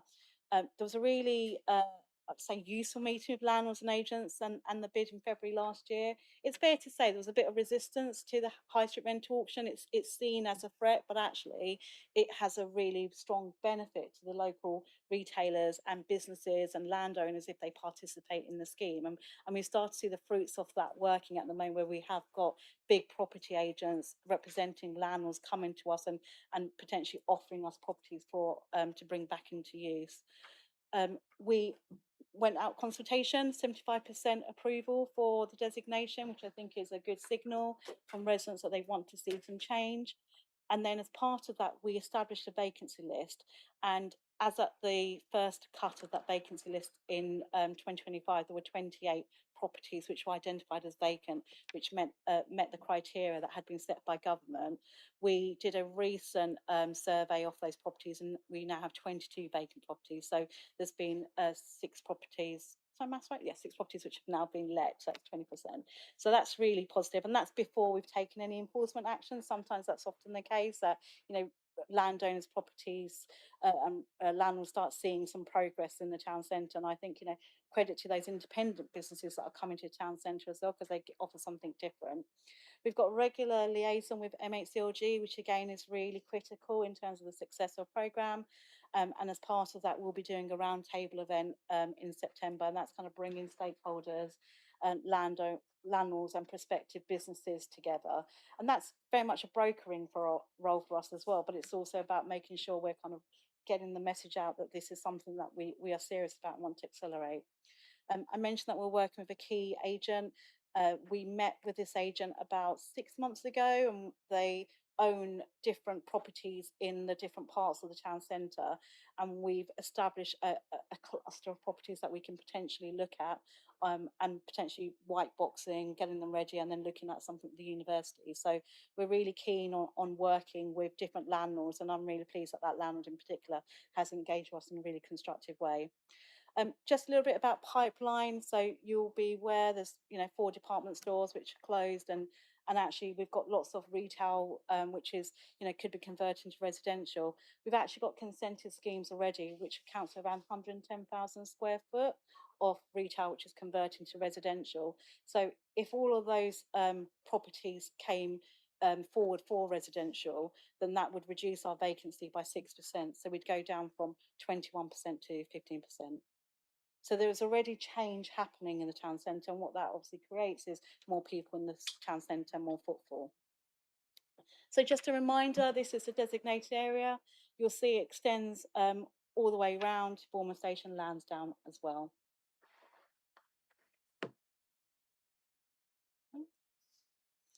Okay, and just a little bit around our inward investment. I'm going to pass around 2 documents, because hope you get as excited as we are about it. So on the right hand side is Believing in Bournemouth, which was produced by the Business Improvement District, Bournemouth Town. They worked on this for quite some time to really showcase the stories in the town centre and get the businesses who are already there to talk about how they feel about being in the town centre. And it's a really great piece of work that they launched earlier this year. Again, it just positions Bournemouth as a place that investors should come, and it really gives a sense of the opportunity in the area.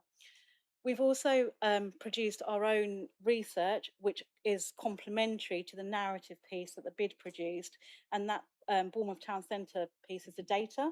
So we are essentially sending out the Believing in Bournemouth and the Bournemouth Town Centre data to prospective businesses, landlords, so that they can see both the kind of how much does it cost to be in Bournemouth Town Centre, but also how are other businesses feeling. And it's a really, I think, collective partnership work is absolutely the right approach that we're taking.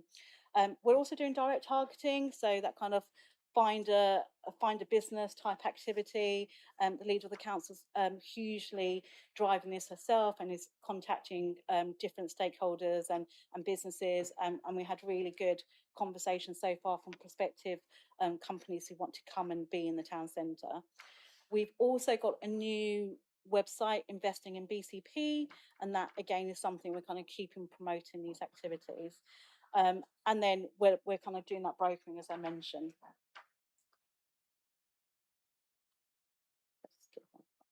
So these are just some of the comments, and I think this is really useful to see, because we often get some of the kind of negative context in terms of what's happening in the town, but actually these are all people and businesses who have come into a town centre, and they're all, you know, positive about their own experience.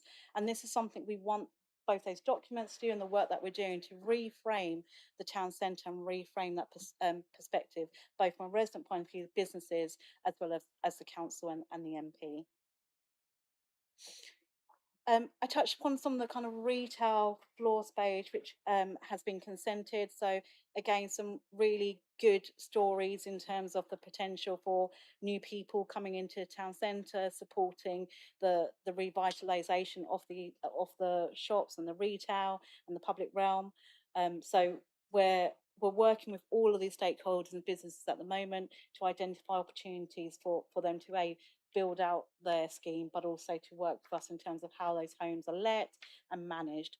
A couple of the schemes need funding, so we're working with Homes England and other funders to make sure that, you know, we can build an investment case for Bournemouth Town Centre.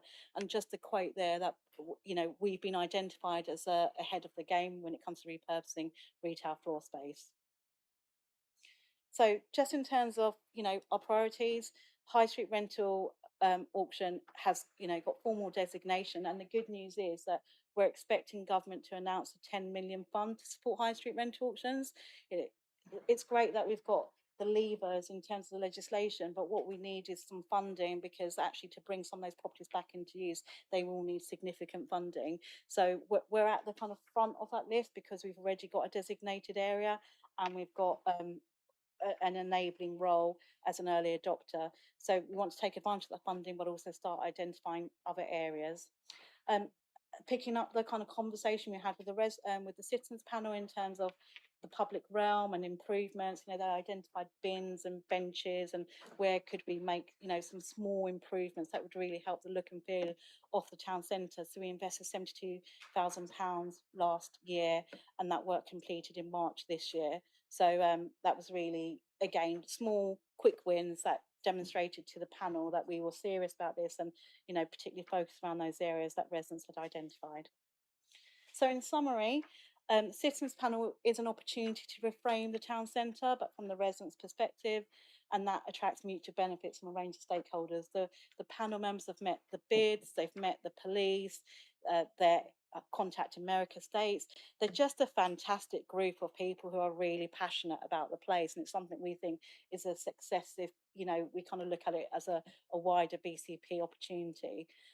We want to be high street rental auction ready, so we've got the strategy in place, we've got key partners, the funding will unlock to help accelerate, and we're already talking to a number of property owners, and we're also talking to our planning colleagues in terms of how do we, you know, create the right conditions.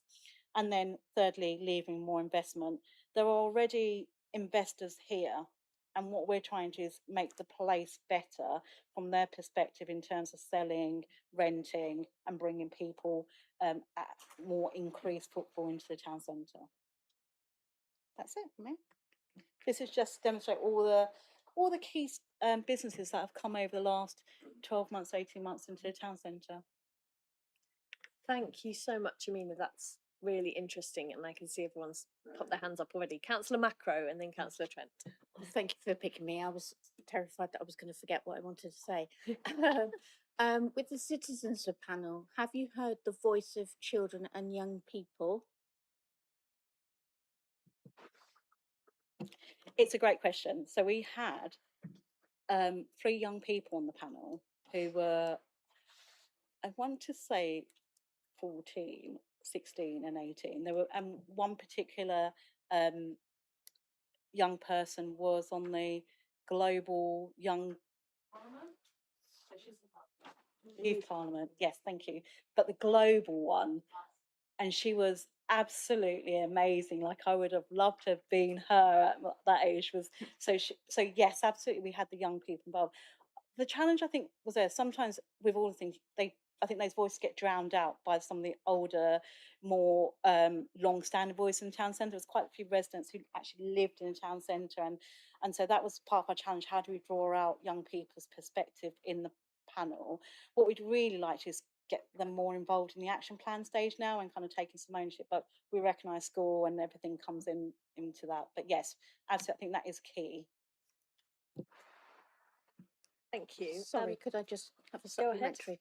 So when you say about them getting involved in the action, obviously everyone's aware now that there's going to be free bus travel for children. And it is a bit of a rite of passage when you get to like teenage years that you can go out on the bus on your own. And it was brought forward at Children's Overview and Scrutiny that having activities and things advertised to children so that they can then say, oh, on Saturdays it's such and such is on. Let's all meet in town. And yeah, encourage the young ones because it's going to be left to them, isn't it? Just say that's a really good point, because when I talk about their involvement, we want people to take a lead on some of the actions. So it's not just the council leading. So how do we get the young representatives on the panel involved? But actually, one of the themes that came out was how do we better use our assets? So we've got the bandstand, and the panel weren't necessarily aware of how that's actually open to the public to book to have an event there. So something as simple as that. But actually, if we could get the young group involved in that and thinking about how they might kind of put, the future Oasis or something like I think that kind of music culture would really activate what we want this panel and action plan to do. So I'll take that away and think about how do we get them more involved in that side of it, because that would be great. Thank you. Councillor Trent. Thank you, Chair. I'm going to sort of sound off a little bit about something, because I get really irritated every time I read comments in the comments pages, particularly from people who are closer to my age. Because I was around in the 70s. I used to go clubbing in Bournemouth in the 70s. And we attracted crowds from all over the country for Friday nights and Saturday nights for what they would call the bundle. Basically, there would be fights involving bottles, glasses, tables, chairs, anything that people could get their hands on. And that was a regular happening every Friday night. The police were aware, and, but it was a sort of major thing. And it seems unfortunate that some of the older people who say a lot about how things have deteriorated were probably part of it at the time. And I actually remember being followed home by a gang of about 7 or 8 youths, possibly because of the way I was dressed. I had very, very poor fashion sense. I picked some atrocious colours. But I actually remember having to, because I used to walk home from the town centre, because I lived within a 45-minute walk of the town centre. And I remember giving these people a slip, knowing I was being followed, not making out that I knew I was being followed, and sort of knowing my route home and knowing how I could kind of get rid of them and sort of slip them. But, but that was in the 1970s, sort of earlyish 1970s. So, you know, it wasn't a time of sweetness and light. And I do think that sometimes people need to wake up and realise that, you know, that they might have wiped all of their, you know, bad dealings of years ago away. The only difference at that time is that knives weren't quite so prevalent, although I do remember someone who I used to know at school who was a bit of a bully being sort of imprisoned for a knife attack on someone. But the perception is very important. And one of the things, I wonder whether something can be done about this. There was something sort of appearing on social media a week or so ago about the East Cliff, and you know, all this is encampment on the East Cliff. And I gather from what other people were saying that that was an impossible situation to exist at the moment, because there's a 6-foot fence where it used to be. And I think, well, if people had lifted a 3-seater sofa over a 6-foot fence, we ought to be recruiting them for the special forces or something, because they've obviously got some talents that most of us haven't got. And I do think that we need some kind of system where the the media goes to somewhere, oh yeah, we've heard about this, awful sort of story, what's going on? We need to have the ability to issue factual rebuttals, and that would have been something easy to rebut. I think there was something from one of the portfolio holders in today's Echo that sort of mentioned it. It was given a fairly sort of small bit of space. That was the one point, but the other one I think is a bit of good news actually, is the business rate reform, which they're talking about at the moment, I think is potentially very positive, whereas high street retail, which, let's face it, we're all actually guilty of helping its demise, because it's so easy to order things online. But I think the idea of having a lower rate of business rates for high street retail and compensated by a higher rate on sort of warehouse and distribution systems and so on, I think is a positive move. Like everything else, you have to think of the things that can go wrong. And I would quite like that to go a little bit further, because every town centre is the same shops and so on. The places you remember and you notice and you go back to deliberately are the places that have specialist shops that do things that you don't see elsewhere. And I do think that such a reform ought to perhaps consider having a lower rate of business rates for companies that are providing something specialist, or in not a major multiple or something like that, but someone that's doing something different. And that was, I think people say that this is where Westover Road was at its strongest. This is where you could go there and get things that you wouldn't be able to get anywhere else. And you've got one or two places left in Poole which are just hanging on to the, a sort of specialist. And I do think that ought to be looked at in any reform of the rates, because I do think that the high street shop is at a disadvantage, because you say, oh, you've got a nice big frontage, sort of shiny, attract lots of customers. That's unfortunately not the current way of doing things, because people have got to, well, the other perception is we think it's always cheaper online. Absolute nonsense, actually, because I know that you can get things just as cheaply not online if you go to the right places. But anyway, so it's that side of the thing that I think is welcome, but I do think we need to perhaps have some kind of sort of truth place to go through. So this is true, what's happened here, and then the facts can usually be researched and issued out. Thank you, Councillor That was Trent. my A few rant. points in there. Amina, would you like to come back and respond on thank to you. those? Thank you, Councillor. And I'm so pleased that I've set off that nostalgia, because actually that's what the town centre should be. Everyone should have that sentimental feel, and it's absolutely that. It's about thinking about not what it used to be, but how much people played a role in what it's become and how much more could we do to really bring this town centre and revitalise it. Just a couple of things on the rebuttal. I'm glad you raised that because the town centre compact, one of the things that we've established is a messaging framework that we've agreed through across all of those key partners, and we've agreed the key themes. And that is, again, that if there's a negative story, we all respond in the same way, and that we all kind of have the same approach to how we tackle those stories. Last summer, there was a story, I think, by the Daily Mail, who essentially the journalist said it was, Bournemouth was this town centre and, the beach and all these things, but actually I hadn't visited the town centre. So actually our comms team did reach out to the newspaper and ask whether they would consider coming down, and actually they had a really positive experience. So and I think they then did reframe their story. I had a big financial services company come from America last year. They have offices in New York, San Francisco, Detroit, various parts of America. And again, their offices are in Bournemouth, and they had received some quite negative content again through our local press. And when they walked around, they were so surprised by how much it didn't reflect at all what they'd been reading.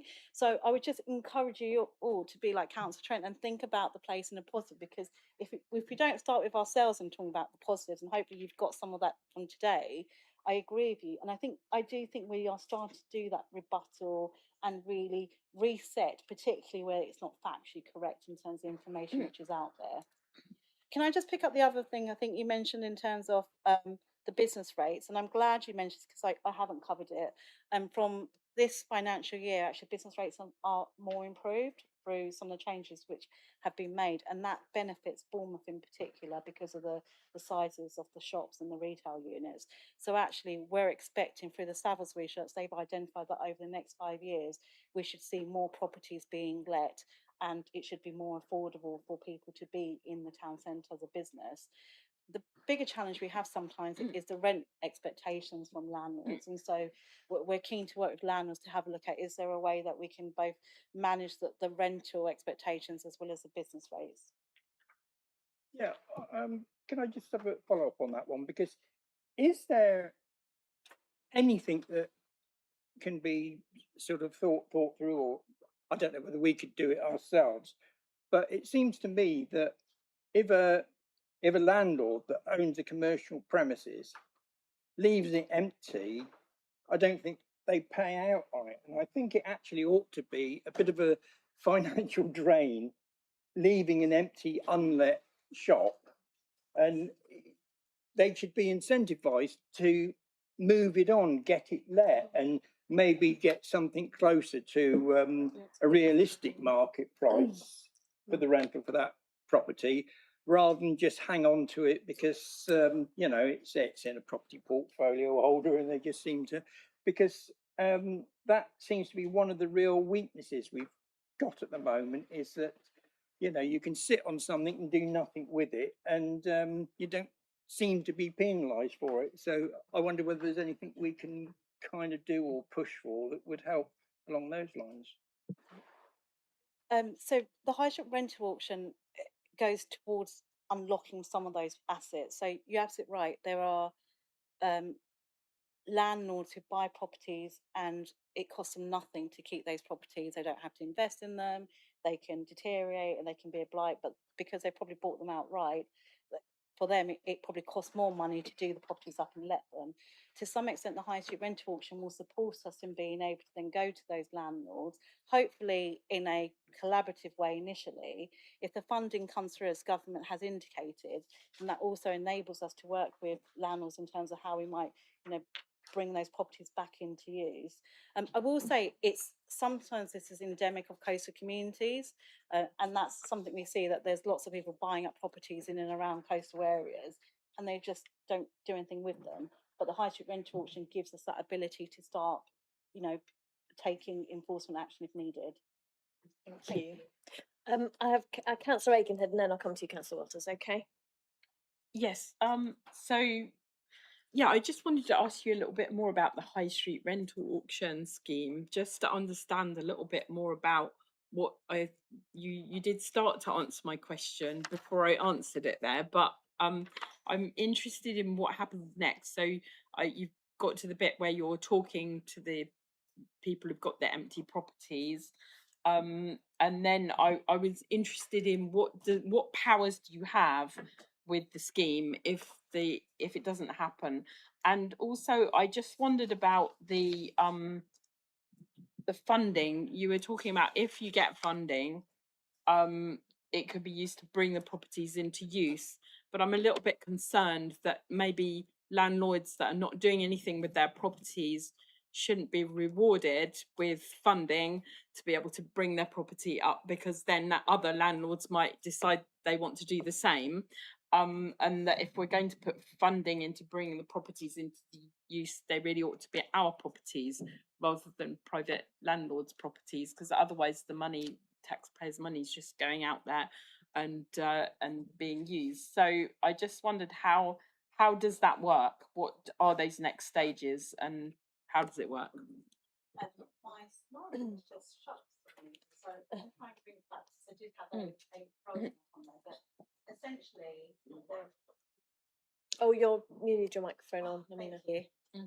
I'm going to try and share my slide again because it's just. Oh, I think because I dropped out the meeting. Sorry, let me just. They're still in the meeting.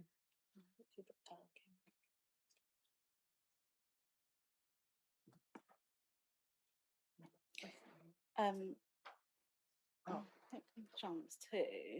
So this, I thought there might be a question. So this, I'm going to simplify it because it's quite detailed, but this is the MHCLG plan that they sort of use for their guidance. Make it bigger.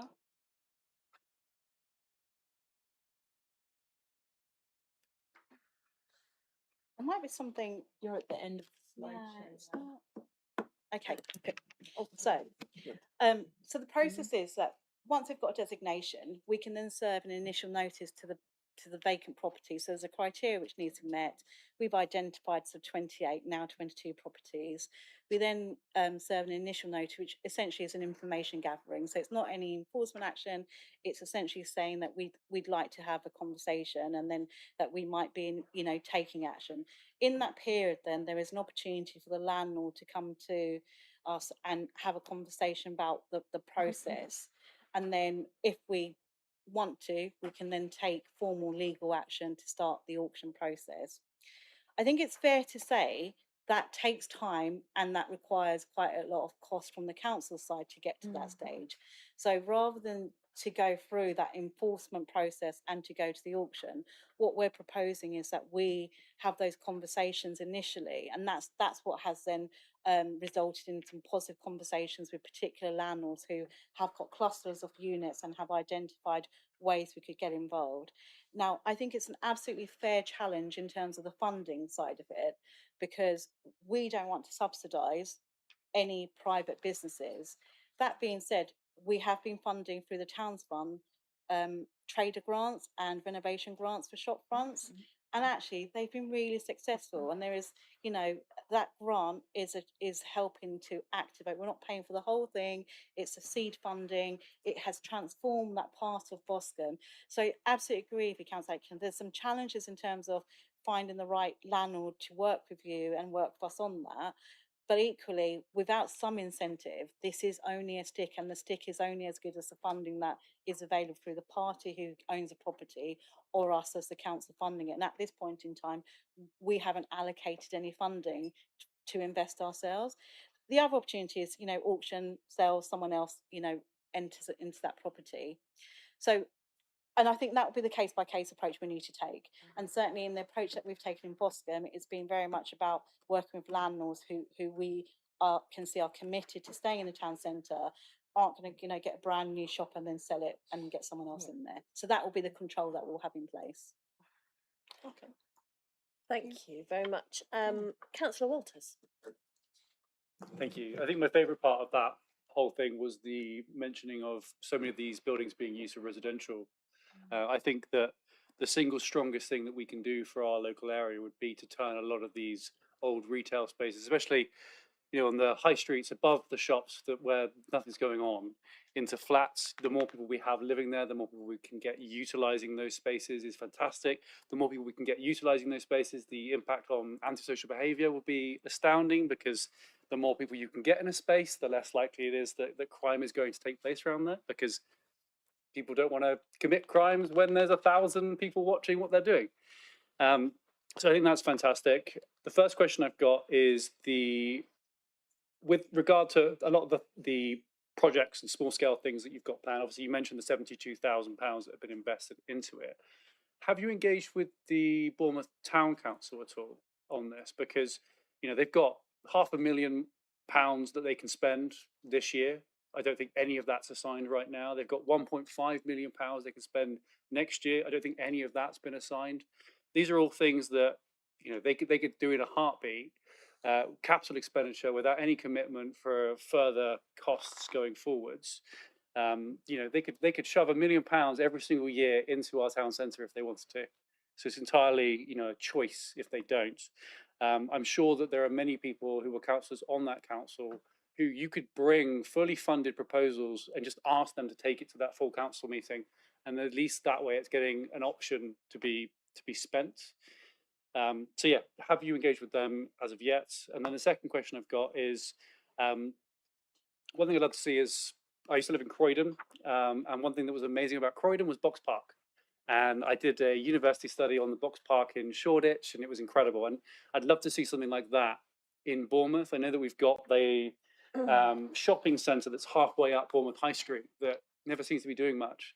That whole place being a Box Park style building, with giving young people who are creating their first businesses an opportunity to rent somewhere slightly cheaper, with a communal space for everyone to eat, watch the football games, that kind of stuff it's been amazing for the areas where it has been done throughout the country. So yeah, have we looked into anything along those lines? So yeah, two questions: the town council and a Box Park style place. Great, thank you. In short, no, we haven't. So it's a really good suggestion, one we should definitely explore. I think this was all pre the town council being established, and you're absolutely right to raise it, because actually I think we've gone to big business and we've gone to the professional services in the town centre and in and around the area, and so I think that's something perhaps Open Scrutiny Committee could recommend as a recommendation, then to consider for Bournemouth Town Council. But certainly I will pass that back to the leader of the council and the MP. But I think that's definitely something we should consider, because funding is the biggest obstacle to getting this delivered. In terms of Box Park, interestingly, we did have a similar proposal from a similar type of organisation for a site which is vacant in the town centre and has been for some time. Unfortunately, there were some challenges in terms of transport access, infrastructure, so it didn't quite get through planning. And then they've not progressed it any further. But I agree with you. I think that sort of meanwhile use pop-up is something we absolutely want to explore. I mentioned that M&S and the Avenues is now under one ownership, and actually I think they've got lots of capacity within that building to do that. So it might not be the kind of traditional Box Park, but I think there's enough empty units to do something clever in and around that space. We have had conversations with the Bills property owner around a food hall. So they've obviously got their whole building and a redevelopment opportunity. In the meantime, it's just sitting there empty. So and there's lots of sort of European places now which are doing their kind of meanwhile use food halls, and that's been really successful across Europe. So Time Out's doing that, for instance. So we've started having those conversations. I have to say the investor there is based out in Abu Dhabi and is very keen on doing something the ground floor or the building if we can make it happen. So that's something we want to really see unlock some of those buildings. On the assets I mentioned with this particular agent who's got 5, they own properties all around the town centre, but there is a cluster of properties in a particular area where we think actually they would be great for startups, students. So again, existing properties, but doing something different with it rather than a kind of traditional, long-standing tenant. Thank you very much. Councillor Canavan. It wasn't the question I was intending to ask. I'll do that in a minute. But I'm just amazed and bewildered and loving the optimism from Councillor Walters about Bournemouth Town Council, because those of us who have been sad enough to follow their activities so far will have determined that in fact their intention is to do precisely nothing with the money that they've got in their budget. And the only thing that they're intent on spending is the SIL money, which will come their way in due course, but only on the projects that they want, and that will have absolutely no impact whatsoever on Bournemouth Town Council. So loving that, loving it, Oliver, but you know, come on. But the real question I wanted to ask was about timing of all of this stuff, really, because you started by saying that going to do this in-depth investigation at some point, and that's fine. But at some point, it's also going to go to cabinet, and I'm not clear about exactly what it is that is going to go to cabinet. Is it just an update report of the things that we've just been listening to, or will it contain some kind of action plan? Because if it is going to contain some kind of action plan, then it would be really good to see it, because I can't see it at the minute. And it would be really good to understand how we're going to convert all of that stuff into actually actions that are going to make the place better. Thanks. Amina, are you happy to respond on that? Yes, thank you. I was also optimistic about Bournemouth Town Council. I will still be. So it's really a question about timing. So the citizens panel action plan is already published. It isn't formally adopted by the council, and it's fair to say in order to do that, some of that element will need to be funded, because at the moment it's unfunded from the council perspective. So what we're trying to is align the activities which are identified through that action plan with the work that the environment team, the town centre team, etc. do. And so that's the work we're doing at the moment. There are already projects which are being commenced and mobilised by the panel members, so that doesn't need council authority. That's what they're doing already. So they're already underway, and they're out contacting different people and setting up project groups. So in answer to your question, what are we bringing to cabinet?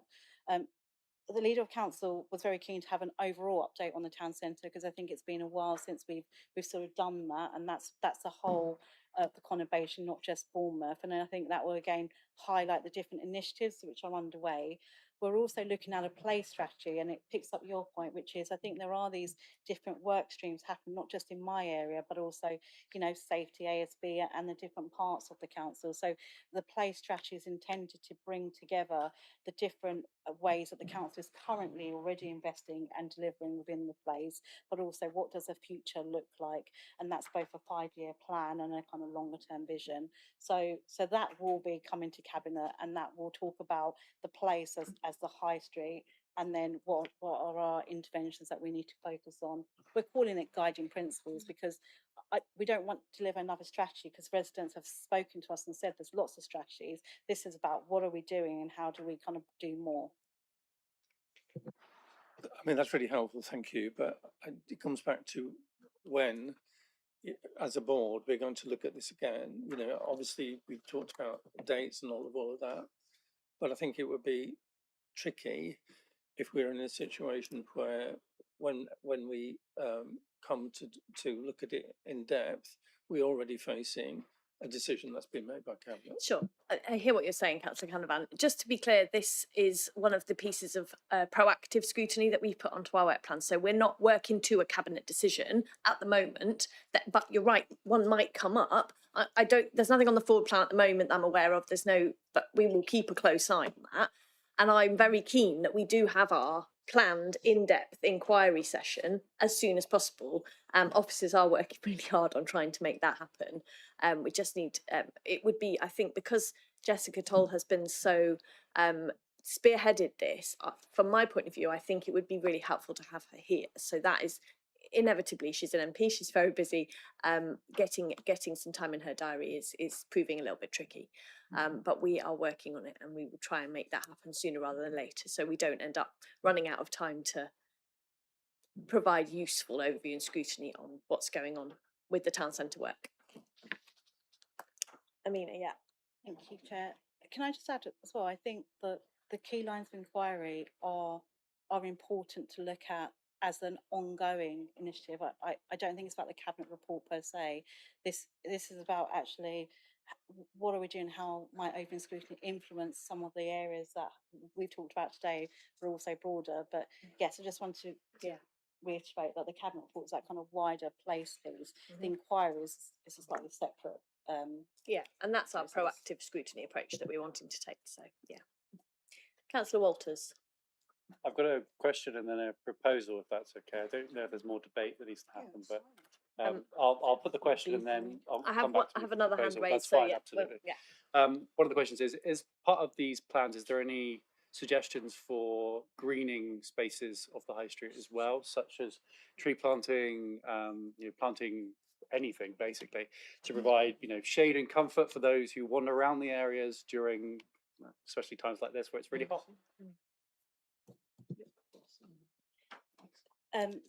So I'd have to take away and speak to our green spaces team in terms of which areas that might be coming on in terms of the future. What I can say is we are doing that in Boscombe. And again, the reason that's been possible too is because we've got funding through the Towns Fund.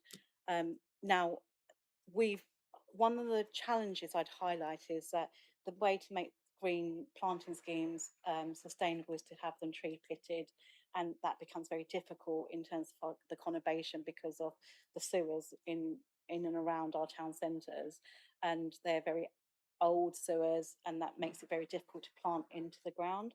So we've had that challenge, particularly in Boscombe, and so I absolutely agree with you. Given where we are in terms of climate change and particular heat waves that we're all facing, I think that is something that needs to be looked at. And we started to look at it in Boscombe, and that planting will start next year, and that will be, absolutely beautiful across the precinct. And I think that is something we can replicate across other locations. But depending on what solution we undertake, the cost of doing that is different. But I will take away an action and speak to the green spacing, but whether there's any plans already underway. Thank you. Councillor Beasley. Thank you very much indeed, Chair, and thank you for getting this item onto our agenda this evening. I'm looking forward to the in-depth inquiry session, I would ask, please, could we have the slides distributed that Ms. Messon showed us earlier? I would have found it helpful if they'd come before the meeting, because I've just had to scribble down notes of what's in there, and I may not cover all the topics that I would normally have done. So those, I think, would be helpful to us. I think I've got this right, that two documents which we haven't actually seen, Town Centre Vision and the Bournemouth Town Centre Action Plan, to summarise, I think, what we were told. I'm very familiar with two documents by those names, and we launched those in about 2014, 2015, and that Town Centre Vision was one which we put into practice. We were working very strenuously on up until 2019, since when, to be frank, very little has happened, very little in a practical sense that is positive has happened. And it took a lot of work. And you've got to be on the case all day, every day as a politician, let alone the officers. I know that because as the then leader of Bournemouth Council, I was. And we were making quite a lot of progress. So these documents that have come about, I do hope that we haven't spent public money twice on broadly the same thing. I don't know, because I haven't really been kept informed about it. But one thing I can say is that I know a great deal about regeneration. I know a great deal about a town centre of which I used to be immensely proud and did everything possible with all the players to try and improve it before it set into any kind of decline. That is not being negative, but we've got to approach the practicalities of the issue. And it's no good the council saying, let's not be negative and gloss it up, for the benefit of investors. That's not how you do it. That's not how you do regeneration, and that is not how you reinvent a town centre, particularly one of the diversity and difficulty of Bournemouth in particular, broadly because it's in two halves, and that has never been a positive, but it is one that you can work with. So I'm a bit frustrated by this because I do think there's a great deal of talk and a great deal of reinvention of the wheel, and I don't see very many outputs over the period since 2019. That's 7 years. 7 years, and I don't see those sort of positives coming through in the way that I think we might have expected. There are 3 documents that have been mentioned this evening, 2 of which have been distributed. I've not seen them before, which I find quite remarkable. I'm not a town centre councillor, but I do represent, as does my colleague David Dorton Gibson, the neighbouring ward, but I do have a lot of skin in the game over a very long period of time and have massive concerns about the council's grip on Bournemouth Town Centre for the longer term. I have to say, from, if you like, the home parish, that is Westbourne, which is the ward that we both happen to represent, I don't see the same dynamics occurring. There are lots of differences, lots of reasons for that, reasons that I understand, but nevertheless, it is about engagement and it is about it is about action. Now, I think I heard you say something about there are lots of groupings involved. Did I pick up the figure 40? I might have done. I don't. Sorry. Strategies, yes. Well, it's very difficult when you've got that many strategies to have one that you can all focus in on and deliver. Now, my experience is Town Centre Vision and Bournemouth Town Centre Action Plan. We had one, and we just got on with it, and we were making great progress. I'll give you one example of that, although there are many, and I pick up the point about planting and greening, and that was very much a focus in those, particularly on Westover Road. I'll give you one example, Beale Place, which I've just seen decline since 2019. The former council, and therefore the council taxpayers, put in a huge amount of investment into Beale Place and made it something really special.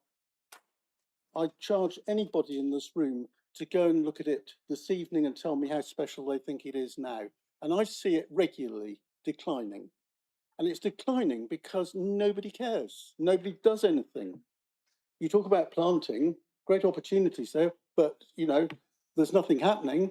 And the deterioration of the hard surfaces is just heartbreaking, frankly, absolutely heartbreaking. And it's because the council have just said, we haven't got any money, so we're not going to do it. And of course, what happens is that that decline then gets built in to everything else, not just there, but in the vicinity and wider. And I'll go there with anybody and you tell me what you think of it, because I know what I think of it. Every Sunday when I go to St. Peter's, I see it. And I think this can't get any worse, and it does. So there are issues around how we deal with the here and now, let alone the future. And the here and now, frankly, isn't very special. I'm absolutely delighted to see the works that are taking place in Jervis Place. Those were on our agenda back in 2019. I'm glad that we've had it funded. It's all external by the sound of it from the question we heard earlier. And I hope that the vision for that, leaping back into Westover Road with the work that's already occurred, makes sure that those aren't just left hanging with the minimum amount of work, but they're followed through as part of a joined up vision that will deliver, not just for the town centre, but for our residents and visitors. Because I fear that what will happen is that those get completed, the council will then say there isn't any more money, and they won't be left in a state that's going to be able to deliver for the longer term. I hope I'm wrong. I need to be reassured. But again, you know, I have a great deal to offer in all of this. I know that the administration won't want anything from me, but I do actually know sufficient about regeneration and about town centres to be able to see where we're being, where our ambitions could be successful, and where we are very definitely failing and not getting onto the path of success in the future. I listened carefully about the citizens panel as stakeholders. That's great, but it's only one facet of all of this. These are broadly, I believe, lay people without any financial skin in the game, broadly, and who will come up with all the ideas, but it's about delivery at the end of the day. And I certainly amplify the initiative of Jessica Toll in leading on this, but it is only one part of it. And it's just no good for the council to suggest that it's virtually the lead enterprise in the regeneration of Bournemouth Town Centre, because that is not what it should be. And if it is all there is to it, really, it won't be successful, and we want it to be successful. I hear about engagement with landlords and others, and I hear a lot said about what the landlords could be doing. So some of the big landholders in the town centre, people like Ackermans, albeit their reputation for dealing with, as far as the council is concerned, has always been a little precarious. The landlords of Richmond Gardens and the Arcade on that side of town, again, very tricky stuff. But if those aren't brought into part of the vision and the outputs, the whole thing will not be a success. And those are some of the really, really difficult parts of dealing directly with those people. I suspect I know which agent you're talking about. I won't mention them in case I've got the wrong one. But again, they are only one, representing only some landlords. And different landlords will have completely different perspectives on this.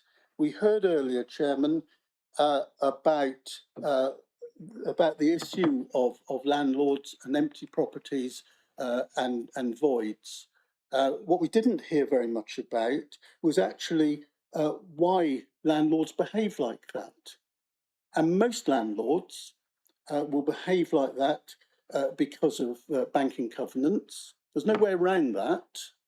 If they lower the rent, then their banking covenant will cost them a great deal of cash in order to remedy it. And if they already own the premises, which I appreciate a lot of them do, they will affect its value by doing that. So there's a two-edged sword in there. And to understand that dynamic is something that we need to be really careful about what we say.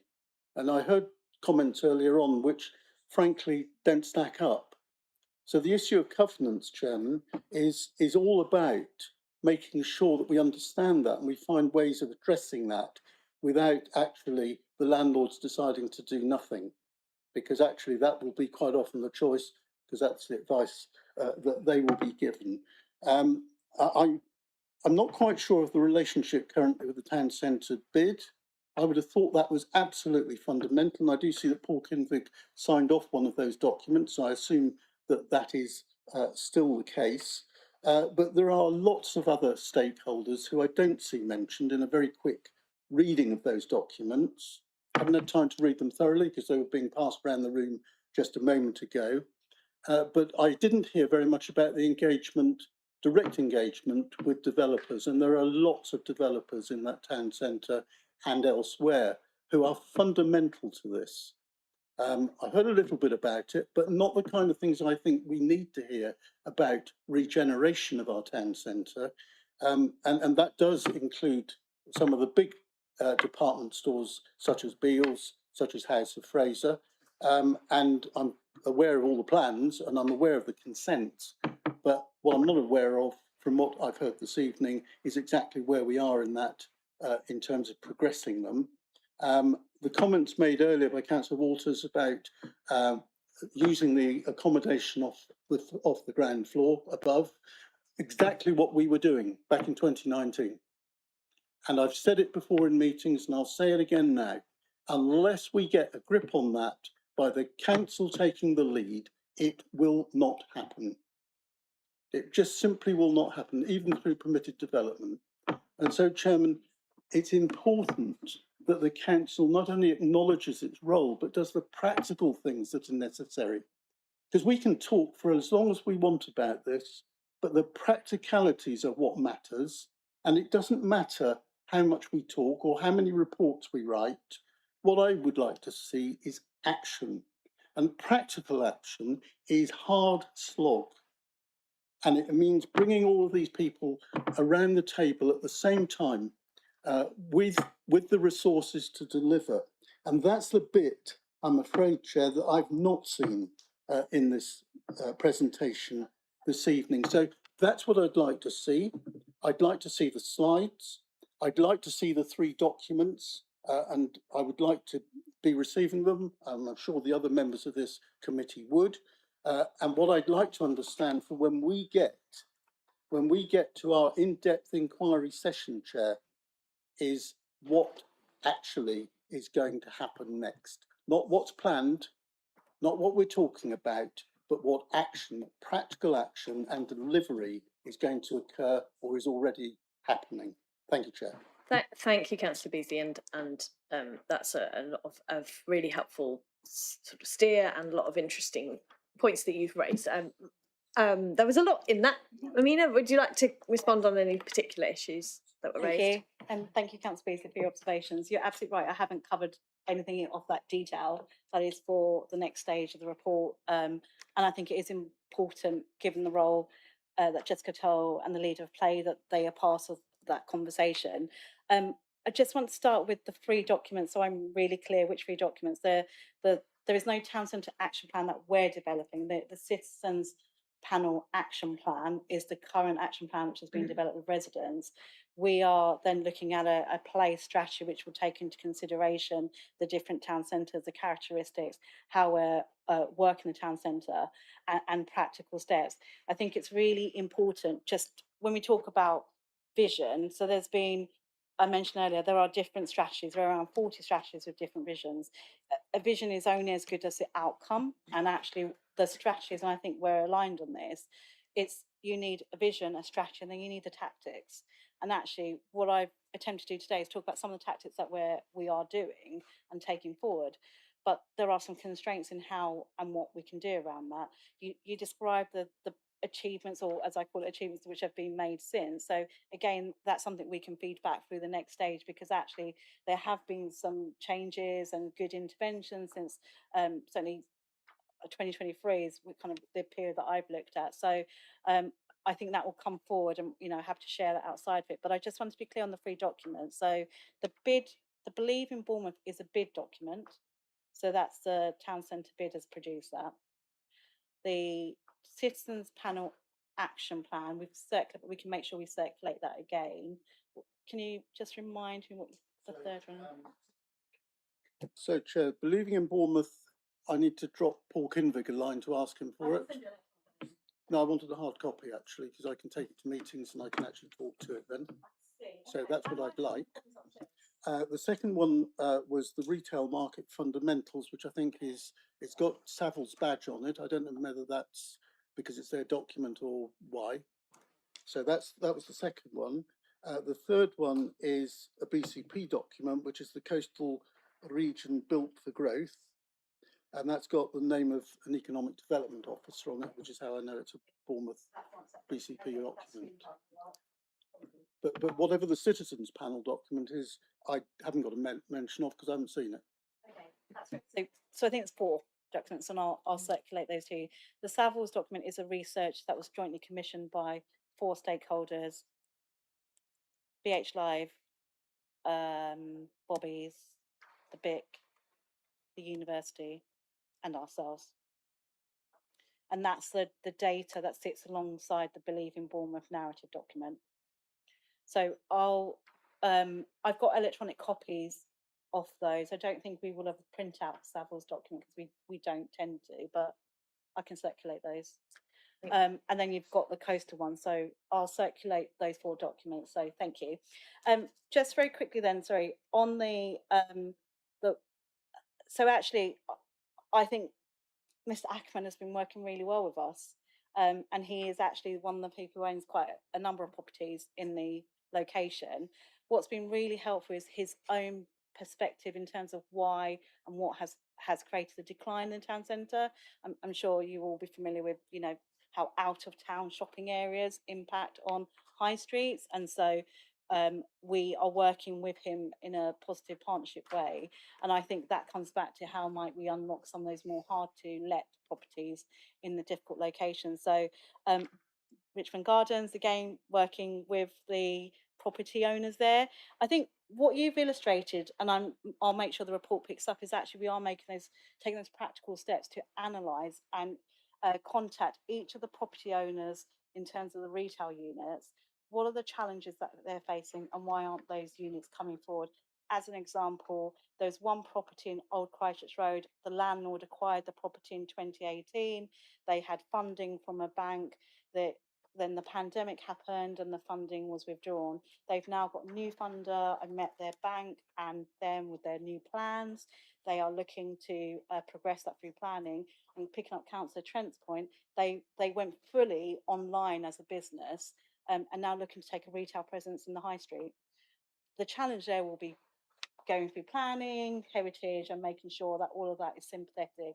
And that's the nature of our town centre as well. It's got to evolve as well as the kind of context in which those properties are coming forward. So just to say, I hear the challenge that you've put to me. I think there are some practical steps being taken in terms of understanding property owners, understanding the market, working actually with some of those landlords. So it's interesting to hear they're difficult because I've actually found them to be very collaborative. This challenge for us is then how do we pull that into a strategy, and that's the play strategy, which I think we've mentioned the growth plan before. That all comes under the ban of the growth plan. Town centres are a feature of the growth plan. Is there anything I haven't? Oh, can I just say about the Bills place? Because I'm really glad you mentioned that, because one of the panel members actually is now taking a lead in terms of the planters which were put in and the sustainability. And actually what we find, and these are some of the projects we're delivering in the conurbation, is there's always potential in terms of looking at how we might capital fund it and funding to put something in, but it's about how do you keep maintaining those planters or green spaces, and actually that's been some of the challenges in terms of, there is capital funding, there's not always revenue funding from government. And so we're now designing in solutions which will enable the maintenance and management of assets that we put in. Thank you, Mina. Going to move on to Councillor Dedman, who's been waiting patiently. Yes, thank you, Chairman. And thank you. I'd like to say thank you to Amina first, because I thought that was really interesting. And I've looked at both those booklets that you sent around. They're fascinating. So I'm glad I've seen them. And it's wonderful. I really like to hear all these plans. And I've got a lot of optimism. Oliver isn't the only optimistic person on this side of the bench. I really do have huge optimism about what can be done. I think I've heard very clearly what Councillor Beasley said about we keep trying to do things, but we never get to the do. This is where we always fall down. But let's not be too pessimistic. And what I want to say, Amina and everybody, is what we need to do, what we need to be, is really, really ambitious. And I'm not going to start being being picky, but 72,000 spent on tiling and bins and benches. That seems an awful lot if that was what it was spent on.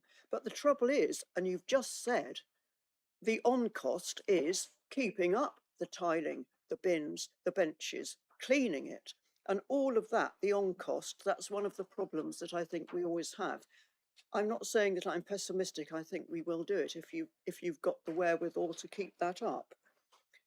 There's been mention of the town council. I'm not going to go down that road, but I am in favour of the idea of living spaces, and I think somebody mentioned Beals, which I think is going to be very, very good when if ever it comes online. I'm sure it will. I know it's back and forth to us. And Amina, you talked, or the slides talked about talking to your planning colleagues. When we had at one of the councils I was on as a councillor, a talk from one of the planning directors. I'm afraid he said, our attitude is always, the answer's no. Now what's the question? And this is one of the problems which I hope we will get over. This council, I don't know that it's any worse than any other, but I'm hoping that with a new Labour government in place, that is going to be a lot easier, that it isn't going to be the answer's no, oh, what was the question? That's one of the problems that I think we have. I don't know if John would agree with that, but I think, so basically, I'm totally in favour of all of the things you think would be good to do and the citizens panel. I think everybody could be far more ambitious. I mean, some of those buildings, and I'm very fond of Bournemouth, I've been here since the 80s. I do remember Westover Road being terribly posh. People in fur coats, you don't get that now because we can't wear our fur coat. But I do remember the olden days. It was beautiful. Bournemouth was a place that people I knew from where I lived came down for holidays and loved it. So I think we need to try and get back to that ambitious look. So I'm not going to talk about funding and stuff like that. I think that will come, what's it, no, not build a mousetrap and you will come, whatever. Don't listen. It's too late in the day. Can I also say, if anybody is listening in, it's jolly hot in here. And I would like to make that statement that we're all getting very, very hot. So Amina, and thank you, Chairman, very, very supportive of all you're doing. Be more ambitious and think of the on cost as well, like the benches. It's all very well having the bench, but you need to clean it. So thanks a lot. Thank you, Councillor Dedman, and you're right, it is very hot in here. Did you want to come back on any of those comments, Amina, or should we? Just say thank you to Councillor Dedman. It's really helpful to have that summary in terms of both being ambitious and the things that we're doing. So thank you. Lovely, thank you. I have Councillor Trent indicated. Yeah, thank you, Chair. I want to thank Oliver for actually reminding me of why I miss having my architect son in the UK. He used to drag me to see these different places, and I'm quite curious to know what the box park idea is. And basically, I want to sort of say that, and I'm hoping that Oliver's going to suggest something along these lines, that can we have like a central list, a communal list of places where we ought to visit and look at on our journeys around summer to actually get ideas from and identify what we can sort of study further. I sort of straight away, for the short period of time I was going to Birmingham fairly frequently, I got to know an area called the Custard Factory, which was basically an old custard factory which had that was like an alternative sort of retail place. It had one sort of anchor retailer in there, but most of it was specialist stuff. Bridport, much nearer home, they've got a disused trading estate, which is actually adds attraction to the town because it's somewhere that you can find antiques, all sorts of stuff that you wouldn't find in the normal high street. And it's only just off the main centre, and I think it's making use of buildings without having to redevelop it. It's making use of what's there and turning it into an attraction. And a more ambitious scheme was in London when by King's Cross Station they did, I think it's called King's Place behind King's Cross Station. That's a fantastic area.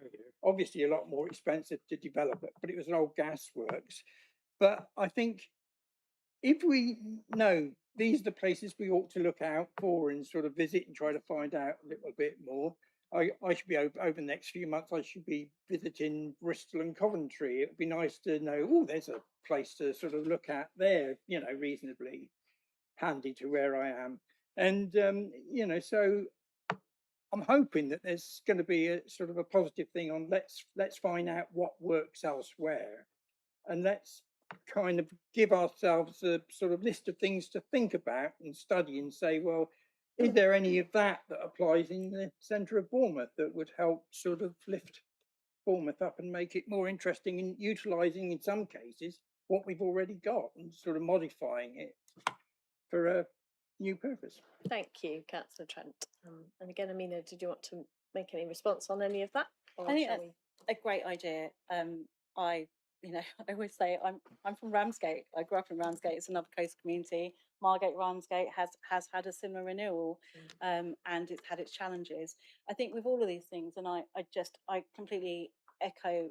Have a think about different examples of where high streets were declining and how they've been brought back into use and revitalised. I think that's a great suggestion. So thank you. And I know I talk about finance a lot, but actually we're in such a different world now in terms of, coming out of the pandemic and over the last couple of years, some of the policies impacts which have really impacted on our high streets. So, and I think some of the development schemes that we touch on our own sites are impacted in the same way in terms of that viability gap of how do you, once you get planning, the next stage is actually how do you finance it to build it out. So I think you're absolutely right to look at other schemes and other examples, but it all will come back down to what can we do at a local level and to make those practical steps. Sometimes it does just boil down to having that investment and being able to come together with a finance package that makes it all happen. Thank you, Amina. Councillor Walters, I'm going to come to you. You had a proposal. Yeah, and apologies. Obviously, there is an element of optimism when it comes to the town councils. I can't beat that optimism I had for the last 2 years out of myself.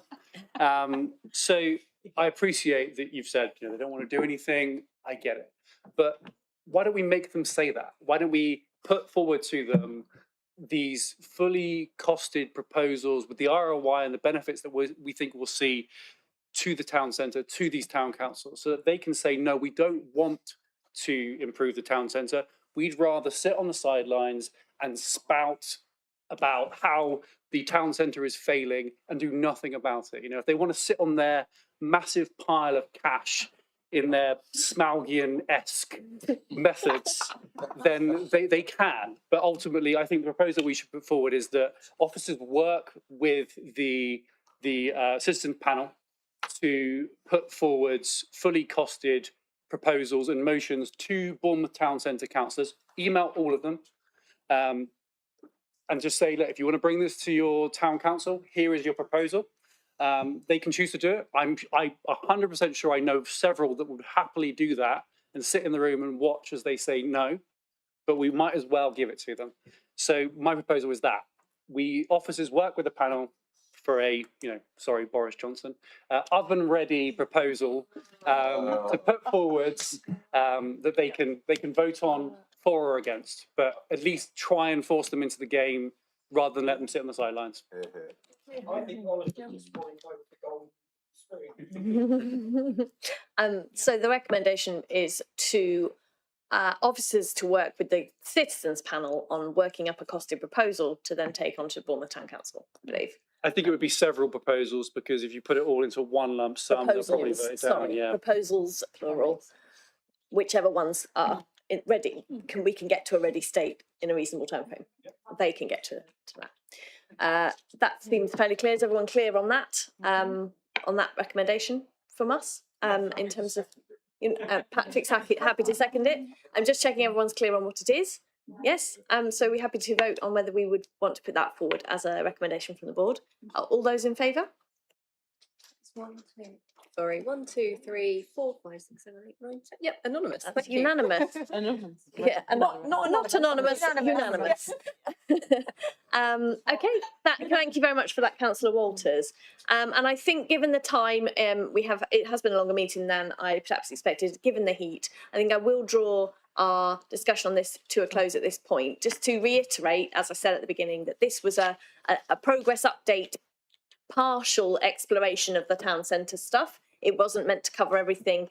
Councillor Beasley was very eloquent on how many things there are going on, how complicated it is, and he's right. There's huge amounts more to it, which is why we wanted to give it a full, in-depth inquiry session, and we will keep working on making that happen. But thank you. And I also didn't say at the beginning that we are missing any cabinet members on this item, which we should have had.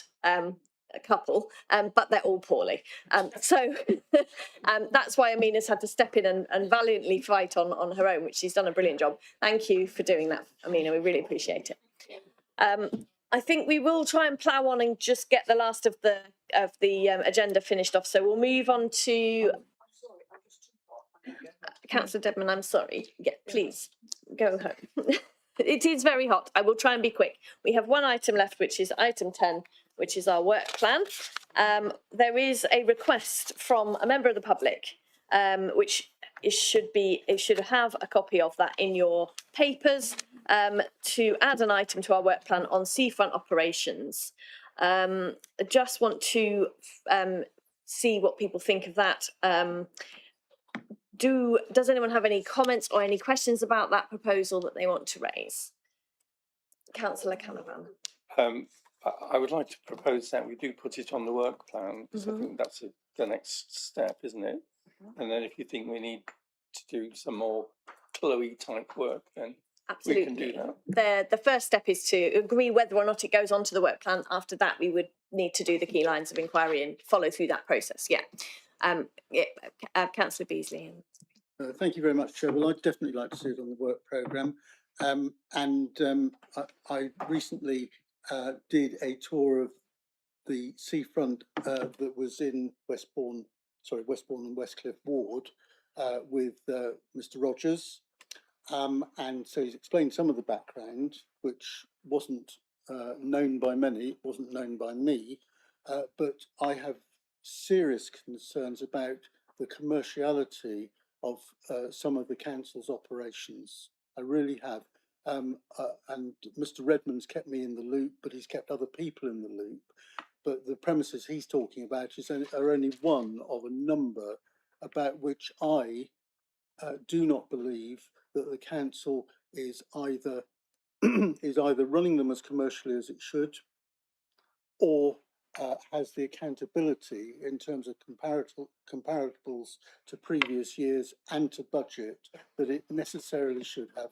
It's what I do for a day job, and frankly, those concerns need to be brought out, evidence-based on what the council is actually doing. But I think the sooner we do it, the better. We've missed this season, obviously, with some of those premises, but we're still just about in time for next season. So we need to get on with it, Chair. Thank you, Councillor Beasley. And just to be clear about this scrutiny request, it isn't on one specific site. I know that Mr. Redmond's question earlier was, this one is on seafront operations more generally, so it would be that. It certainly is on seafront generally, yes, but not just on the coastal strip. You need to go back a little bit to some of the other premises, including perhaps those that are in the gardens and so on. So it isn't about those ones, and I thought that was the point I was trying to emphasise. It isn't about those in particular. And I think looking back at when we previously looked at this topic, we had a report last autumn on commercial operations more generally, which included some of the seafront operations stuff, of course, and I think we did actually say at that time that we would like to go back and do another update. So we are kind of due to revisit this general area anyway. So I agree. This is something I'd like to add it to the work plan. We do need to think about when it's going to be when we're going to fit it in, but we have got some spaces that we've kept for issues that come up through the year. So we should be able to timetable it in. Councillor Trent, did you want to say something as well? Well, it's just that reading the request, it was talking about, it has to be done this summer, but quite frankly, that's too late. But I think it would be useful for anyone on the beach to perhaps cast a critical eye over what's going on. But we do have an item coming up on commercial operations. I can't actually find it on this list at the moment, but it would actually be useful to piggyback on that, to see whether the seafront sort of commercial operations is sort of looked at. Don't know if I'm getting things in a twist, but I'm sure it's in there somewhere. I think you're remembering that we wanted to do an update following our last commercial operations paper, which was last autumn, which is what I just referred to. So yeah, I think we're in agreement. So but I think, during the winter months, it might be a useful thing to do. But, people to do their sort of thinking and looking and making notes of what's wrong and what's right and so on now, and sort of just storing it for a few months. Okay, lovely, thank you. So we've got a proposal and a second for that to be added to the work plan. So can I just see a show of hands, all those in favour of adding this item to the work plan? And I think that's unanimous. Yeah. Okay, lovely. There's nothing else to update on the work plan. I don't think. Have I forgotten anything, Claire? No, there's a reminder, just a reminder that we have our briefing session on Homes England on Monday the 27th of July, which is an online session. This is, Amina's gone, but this is about the quite large changes that have come in around Homes England and the funding that they're going to be offering going forward. So I think it's really important, given our focus on regeneration, this is going to be a really important briefing session for us to understand a bit more about that. So hopefully you can all make it Monday. Is that in person or online? It's online session, and I think it's at 5 o'clock. So at 5 o'clock on Monday, the 27th of July. And I think that's everything. So I will thank you all very much for your time, and I'll close the meeting. Thank you.